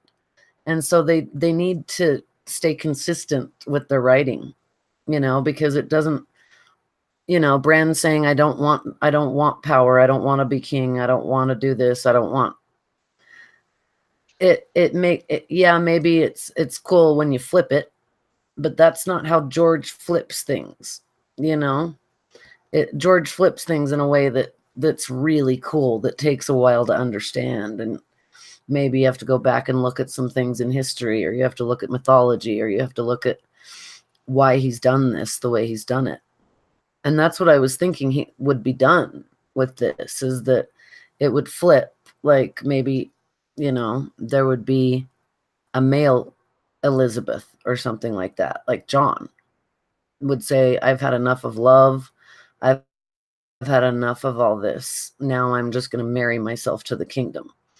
Instead, we get Bran, which, I don't so much disagree with. I just wish they wouldn't have given him those lines before and tried to make it so clear that he lives in the past, all of that. It came out of left field, and I know they wanted it to. It wasn't good writing. But I do understand why they did it. And it's true. David just said again, the inconsistencies in the writing tells what the different narrators are telling. And I think that's what I forget, and a lot of people forget, is that this is a story being written by a maester, by Sam, by whoever it is. So we're getting the different narrations from the different points of view. It's not just one story, right? So I think that's how I sort of was okay with it, because I mean, just evoking the name Brandon the Broken, I loved that. And I loved it, kind of Bran being honored for, all he has survived. And yeah, Mira and Jojen did serve him perfectly. It wouldn't have happened if they weren't there. It wouldn't have happened if Helen Reed didn't send them there. But it's really right. So it's from a different, just like in the books, different POVs. This is what David's saying while I'm talking is, and I agree. But I think I forget that, and a lot of us forget that we've got different POVs in the books, and they're just trying to do this with the show. It's just that most people that watch the show haven't read the books, or a lot of them haven't. So it's not going to make sense to a lot of people, where it, for us, I think we can sit back and see maybe where after quite a few or one or two rewatches we can see, or even thinking about it, we can see. But see, this is what I love, is that we get these great debates out of this, and we get these great different perspectives, like yours, Steffi, and like yours, Nan, and everyone else. We all get something different from it, and that is a beautiful way of telling a story. I just, there's something in me that just says, just wish you would have been just a little bit better at getting that across, D&D. But otherwise, it was a masterpiece. It really was. George's is 1,000 times better. That's all. The difference, George has misdirection that is more subtle. They used misdirection in a hard knock to the head, like they did with Danny and the pregnancy, and Bran could never be a lord of anything. You know, it was misdirection, and like I said, like a shell game, but there was no setup for it. And I think, like I said earlier, the 10 episodes, these last two seasons, probably would have been able to fix a lot of these inconsistencies. And I don't like that they just, they had the money, they had to get the go ahead from HBO, but they just stopped. And there was so much more that could have been done. And I don't know. Uh, John asking, is there's still a Night's Watch? Well, that lets you know right there that there's a possibility that the the White Walkers could be back if they still got a Night's Watch. And I like how they fixed up the hole where the dragon came through was the gate, or the new gate at Eastwatch. So anyway, I'll let y'all go. Sorry. Okay, I have a few more things. Like what has Bran done to be king? Like to prosper the realm in any sort of magnitude. Basically, he lost Winterfell and he ran away. Right? He ran away. He He was a got kid, scared. though. No, but like now you're gonna elect a king or like a kid now. He's like 12. He's gonna be 12 when this finishes, basically 12 or 13. Like you're, what is he, the Dalai Lama or something like that? Like get out of here. Like I don't get that. Like he's done nothing to prove himself.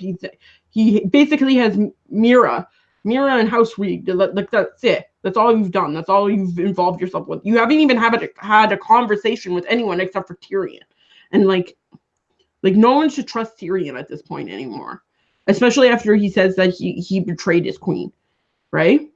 Like it doesn't make sense. I don't know if Bran's skin changed into these people. That's another thing. I don't know if his Oh, skin changed into these people to say I for you, basically stealing their free will again, like Hodor, and holding the door for yourself. Like, oh my god, like how would these people say I? Like again, like he's never had a conversation with these people. Like how would the Prince of Dorne be like, oh yeah, that crippled boy should get it? Right? Like especially if he's Dark Stars or Quentin Martell who has faced dragons and stuff like that. Like all you did was look at the Night's King. That's all you did. Like to the viewer, that's all you've done is look at the Night's King. Like to us, to book readers, I picture that you had a mental battle with him, but like to the viewers, you've done nothing. You were the kid that sat on a project with a group and got the A plus plus. You did nothing. You did nothing to benefit this story. Even R plus L equal J, like it means absolutely nothing because of him.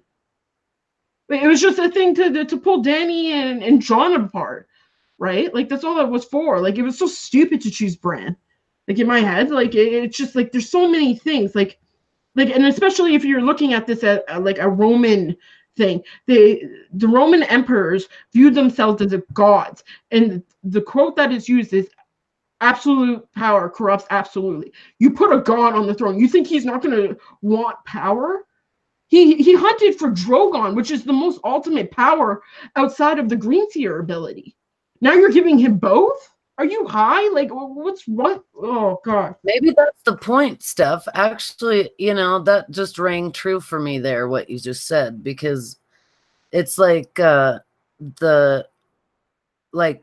said, is that maybe he felt like Bran sent John to the wall to get rid of him. It could be. I mean, that makes a lot of sense to me, actually, because we don't really know in the show what Bran feels, because he doesn't say anything to anybody, at least about his family and whatever. So, I mean, because I feel like John would have been a very fair ruler. He would have been a great ruler, just like Rhaegar would have been a good ruler, because they both went through a lot in their lives. And it doesn't necessarily matter if, you survived this or survived that as Bran, because Bran was a child. He was so small that, of course, if the Ironborn come through, they're probably gonna take the castle, because there's nothing but a child sitting there, and his little tiny brother. So what are you gonna do? I mean, the only thing I feel like it was is that this is the true son of Ned Stark, and John wasn't. But what difference does that make if we're just gonna pick a random king, whoever we feel like? I don't know, because that goes back to feudalism again, the son of whoever. So, yeah, I mean, there's so many different ways to interpret it. And I know we're going to go over this for a long time, because, yeah, it seems like Bran could manipulate anything that he wanted to, and nobody would even know it was him doing it. Well, So, see, yeah, that's I something we can totally keep hear you. on with. That's something we can keep on with after the show. I think Blood Raven would be and the Green Seers would be a good one for us to go over at some point, tying this all in together at the end. And John, I will say that Kit Harrington did a good job of playing a broken man when he was in that jail cell with his beard all scruffy and everything. He did look tormented. Did I do the right thing? It didn't feel like it was the right thing. And he's being escorted to the wall like a criminal. And he walks past Grey Worm and he can't hold his eye. And John can usually look just about anybody in the eye, but he can't keep Grey Worm's stare for very long. And then you see him coming on down, and his family's waiting for him. And Sansa asking him to forgive her. She was crying, and of course he did. He thinks about it, and the North is free because of her, and that's true. But the point I was getting at is that this this last wasn't it supposed to be called A Time for Wolves? And if you look at it that way, they've had dragons, they've had stags, even had a kraken that was up there with Cersei for a while. Um, you've had lions, and I guess it is a time for wolves. You might as well give the Starks a try. So that was one way I was thinking about it. And I like Brienne writing Jamie's deeds in the book. And we did see um, Sam with the Ice and Fire book, but I thought it would be more about John and all, not the Lannisters. Well, anyway, I'll shut up. Y'all go ahead.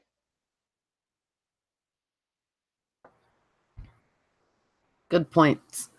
There's some great stuff going on in the chat. Just to say, there's some great stuff in the chat. I mean, it's really like, this is what I love about the show, is that it evokes so much feeling in everyone, and that it evokes so much debate and thought about what we do with our lives, and how we view politics, how we view everything. We all are so different, and that's beautiful. That's the beauty of it. So when you give it over to a guy who has powers that no one else has, who can see everything, that's a little dangerous. It really is. And I don't know that I wondered if that was something to do with why they wheeled Bran away. Like, oh, I'll go see. And then they wheeled him into another room. Like, why can't you just see here in front of us all, you know? Why do you have to be taken away? Why why was he looking for Drogon? My question. Okay, I'm jumping ahead. Sorry, Just so I continue. guess so they could know he wouldn't come back and do some more damage, but I mean it seemed to me like it was pretty obvious that Drogon was going to be gone. He was going to Well, take his mom wherever. I'm inclined to agree with Bron on that. The farther the better. Okay, Steffi. Yeah. Yeah, me too. Braun was great too, by the way. I just have to say the brothels need to be repaired. We got another little finger now.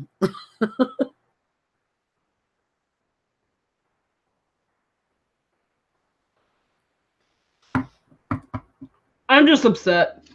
That's all it I is. know you Too. are, babe. Like I know you are, and I don't blame you. le- it's okay. Let's say even if it is Bran in it or Blood Raven or whatever, it's the fact that he felt that it was predetermined for him to be the king. That's what gets me pissed off. That there is this destiny and your free will has no choice. It's like his thing with Hodor completely sapped any kind of like any kind of empathy or apathy or anything. It makes me so angry to say that no, you don't get a choice. Right, this is what is, and then to say that like, oh, you know history. Sam knows history. Why don't you choose him to be king? Like it just pisses me off. Like every little inch of what Tyrion said and does in that speech is a complete hypocrisy in itself. It's a lie. That's what it is. It's a lie that we tell each other. It's a statue that we get to gawk at. Right. That's all it is. It's everybody else. It's kind of like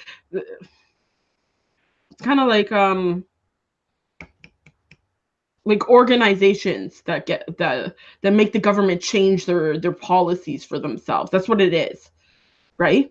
NGOs, right? Like that's how it feels like to me, right? You basically picked an NGO, right, to do your dirty work for. It makes me sick to my stomach. It's aggravating. You know, I'm almost wondering if it's one of those things now that I think more about it, as if I haven't thought a lot about it, but I've kind of been numb since Sunday about this. All I can see is John killing her, but I almost wonder, if this isn't meant to be because we're not to the time you know, of the Renaissance yet, obviously. So this it's still kind of going on in a way that it did back in that time. So it's not going to be Queen Elizabeth yet. It's not going to be it's not going to be a dream of spring really yet. I don't see a dream of spring either. I really don't. That was I think it was AU that said that. I don't see it either. I see a time for wolves, but I don't see a dream of spring really. I like that Sansa broke the North away, which is what I really, really wanted to see. That was the one thing I really wanted to see. But that was kind of, the rest of it just felt like kind of fodder, around that table. And Tyrion arranging it just like he did when Tywin was alive, just to annoy him, pulling the chair around, sit where he wanted to sit. It just felt like that happening all over again. So I I don't did really like. know what's different. So Go ahead. I I did like the way they went from the John to Arya to Sansa when you were seeing each of their ending. You know, Arya gets a boat, a ship, I guess. And I think that's a good thing. She did kill the Night King, and so if she wants to go eat west to Westeros, give her a starting boat and fit her out and let her go. I liked the boat she had. I thought the sails and everything, the wolf head and all was very appropriate. appropriate. But you could see her coming out of walking down the ship. You could see John walking through the wall area, and then you could see Sansa going up there. And I like the way they paralleled the three of them in as their new journey began.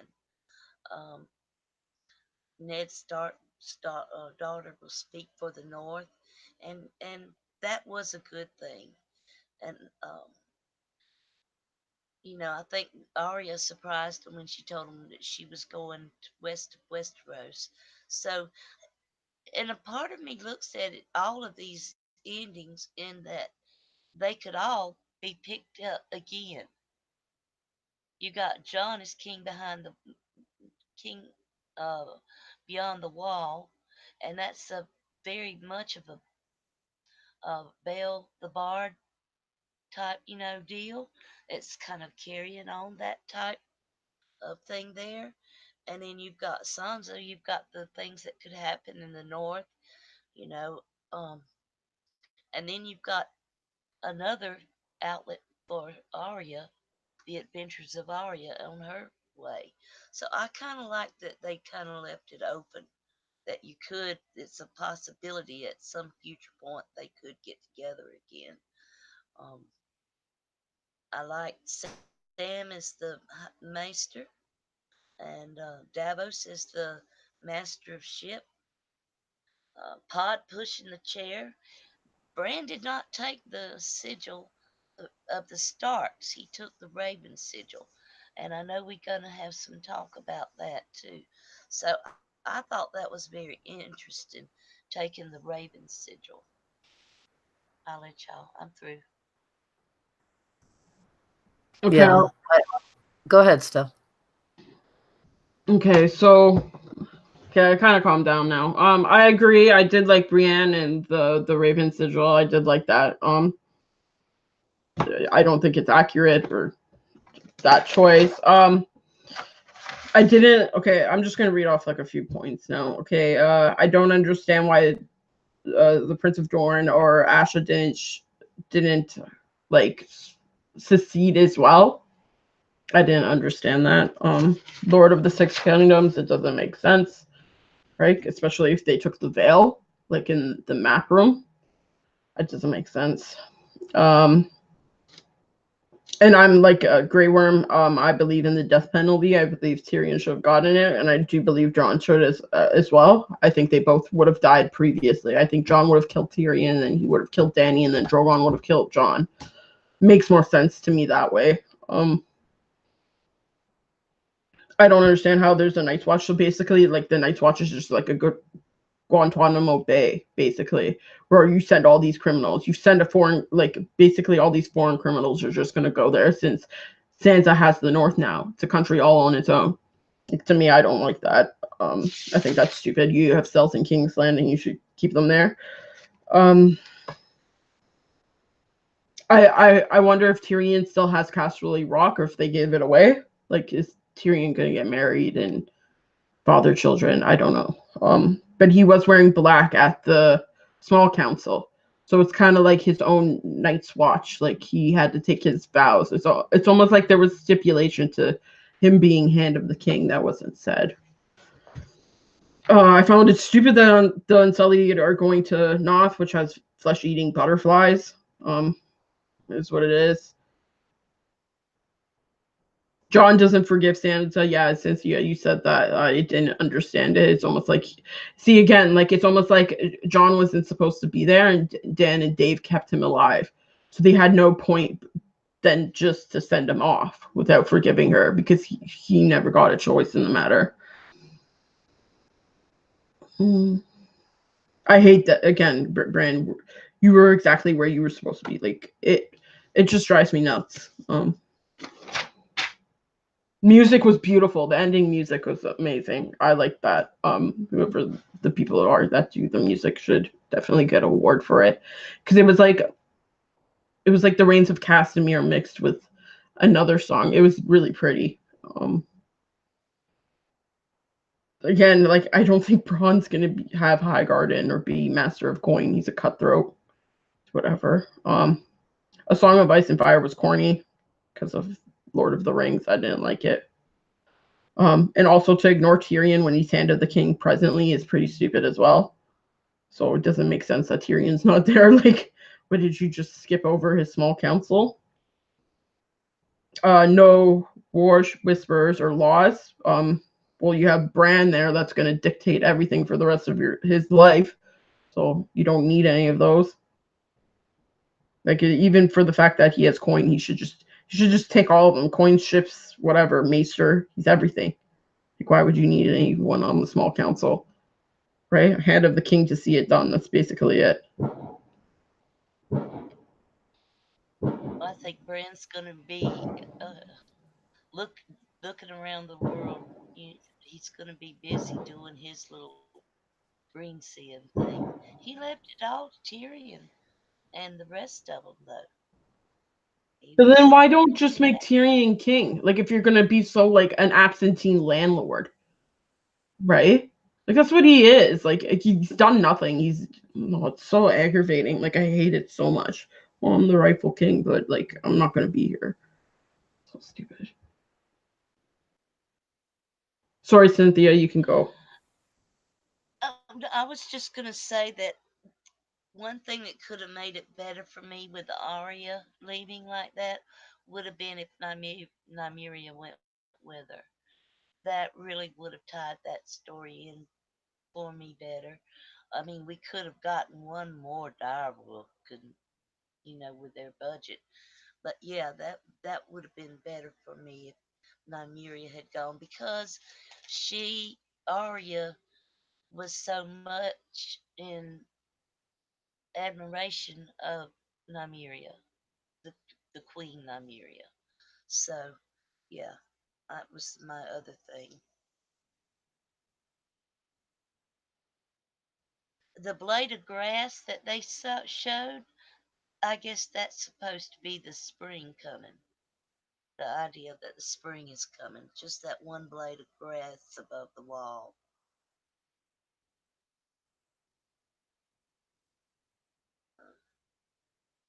Oh, there is one more thing, and I'll be quiet. And I like you see when they were going between the shots of John, Arya, and Sansa, they were all putting their weapons on, and you've got John putting a long claw in the scabbard. You've got Arya putting the needle in there, and then you see Sansa getting the ribbons of her armor is her ladyship, her ribbons and her dress and her crown and all that. I mean, to me, they were all armoring up in those scenes, and I thought that was very good. That was it. Go ahead, hon. I'll say something. Uh, John walking through the wildlings, it kind of seemed like the Night's King to me. Um, Also the how the Starks ended up like being everything. It kind of seems like there was like a Stark conspiracy going on, right? Where they would all have power in the end, right? Um, uh, Great Northern no, conspiracy. not that. No, no. No, but you know what I'm saying. It's not the Great Northern conspiracy. We didn't get it, but maybe we did off camera. It's the only thing I Well, can think actually, of. that's kind of true because of Bale the Bard. I mean, there kind of was a conspiracy because the Starks aren't really the Starks. They're Bale the Bard's line now. They're wildling blood now. Their line would have died off if it weren't for him long ago. Well, they will. They're already died off if Sansa doesn't keep her name like the Mormonts and doesn't have a child. Then the Starks would already be gone. And like Leaf said, even the wolves will eventually be gone. The wolves. are the last. Yeah, she does say the wolves are the last to go. Well, like in the monarchy today, like in England and the UK and stuff like that, the queen does take the last name. It's the men that who hyphenate their name. So no matter what, there will always be a Stark in Winterfell, right? That's how it is, right? Like in today's world, the women, like if you're born of a line, you're born of a line. You take that name. Good job. We don't know much Yeah, about royalty and all that here, Steffi, so you have to keep us straight. I do. I majored in ancient history, and so I know a little too much. It's too much.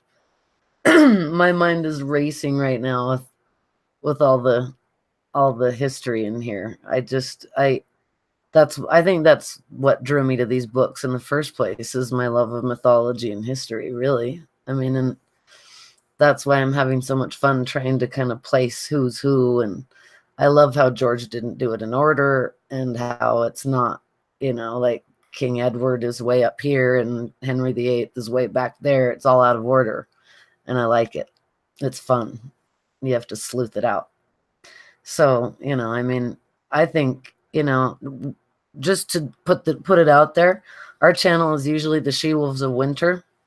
So if you see that pop up, that's us. Just so you know, we had to switch to this channel because we got a copyright strike, but we're usually there and we'll continue to do these. So I think we should have these discussions because they're great. They're all great discussions that should be had. There Always are a story to also tell.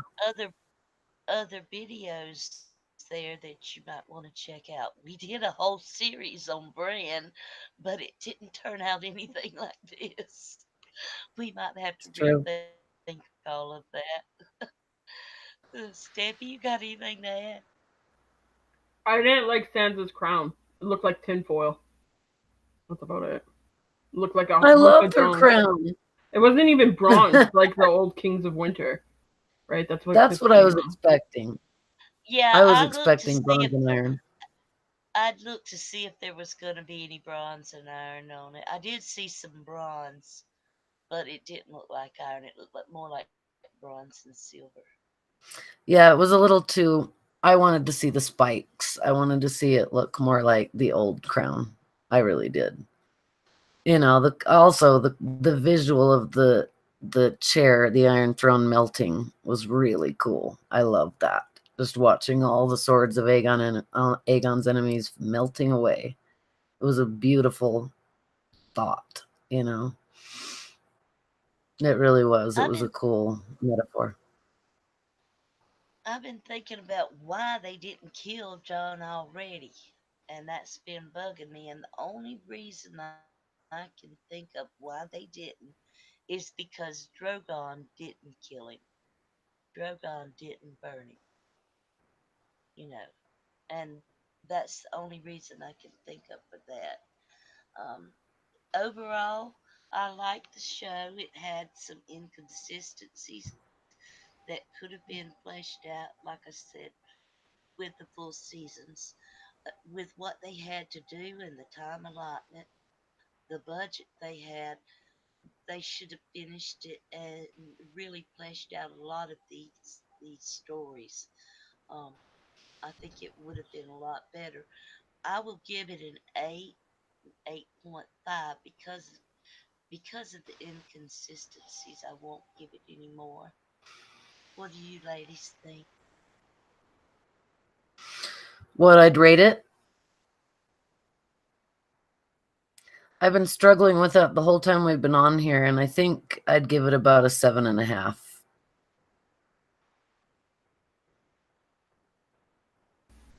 Um, Maybe. sorry, Ash. No, go ahead. Um, I think I said this at the beginning. I gave it an 8 as a show watcher, but a 4 as a book, like a book reader. So like averaging as a 6 in total.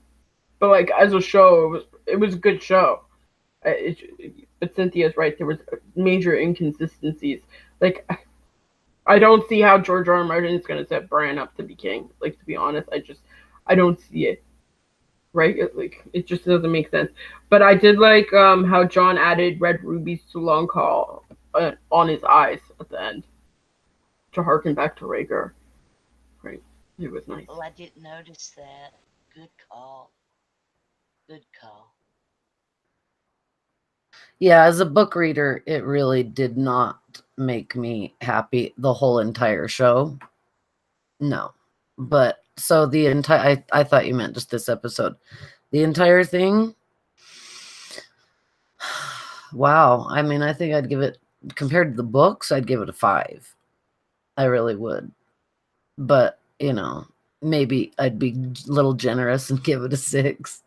But yeah, it didn't do the books justice as far as I'm concerned. Because I mean, we didn't really even figure anything out. I feel like, they were trying to be gardeners because they didn't have material to go from. Like George says, he's a gardener, not, he doesn't write outlines and he doesn't know where he's going. He just writes. They can't do that. They need an outline from George written out so they know where they're going. Because I feel like they didn't know what to do with John. And that's why he was just sort of blankly staring and doing whatever came next. They just kind of didn't know what to do with him, is how I felt. Overall, I think as far as television goes, it's still the best show on television. It's still an excellent adaptation. As far as you can do with books that are incomplete, I will say that. You have no material after book, the last book. So they kind of went by the seat of their pants on a lot of it, I can see. But yeah, it's still a great show. Um, and I'm looking forward to the prequels or whatever they come up with. Um, so, ladies, y'all Yeah. want to do your outro? Y'all got anything else to say? I got one more thing to say. But there was supposed to be like two different endings, and the major thing was Tyrion's death. Like Tyrion wasn't supposed to give that speech to me. Like I feel like George R. R. Martin knew he was dead beforehand. I don't think he's gonna be Hand either. I think he's dead. Like it makes more sense because George R. R. Martin gave him three different endings, and the major difference between the three different endings was Tyrion's death. So Right. Yeah. Yeah. I mean, it would have felt more right to me to have that happen because I don't see why John goes and Tyrion doesn't. I just don't see that at all.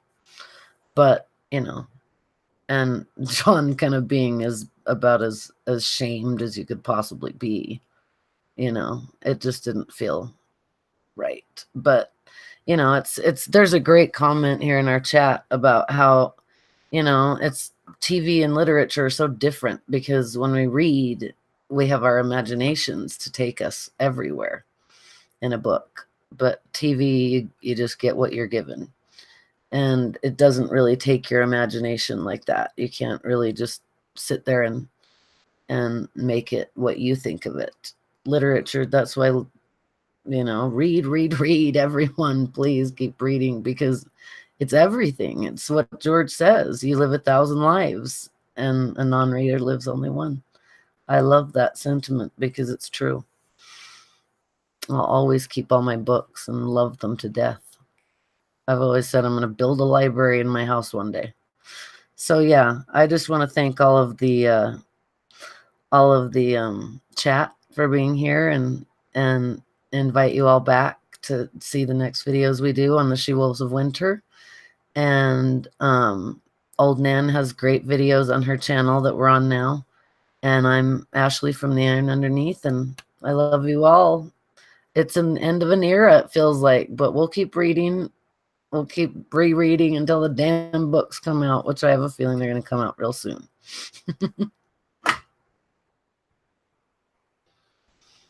okay, I love you, ladies. I'm not good at goodbyes and stuff like that. But I love you, ladies, and goodbye, chat. Yeah, She Wolves of Winter. We'll see what we're gonna do. Hey, cheers, Love you. everybody. Thank you so much for showing up tonight. Thank you for watching it later on. We appreciate it, everybody. We've enjoyed it, and it is end one year and maybe the beginning of another. And I thank you, ladies. Chat, you've been wonderful. I don't get on the chat. The ladies, the younger folks keep me informed on the chat. So thank you for bearing with an old woman. And we are the She Wolves of Winter. We'll probably be here for a little bit longer, but keep an eye out for us. We appreciate you. God bless you and have a good evening.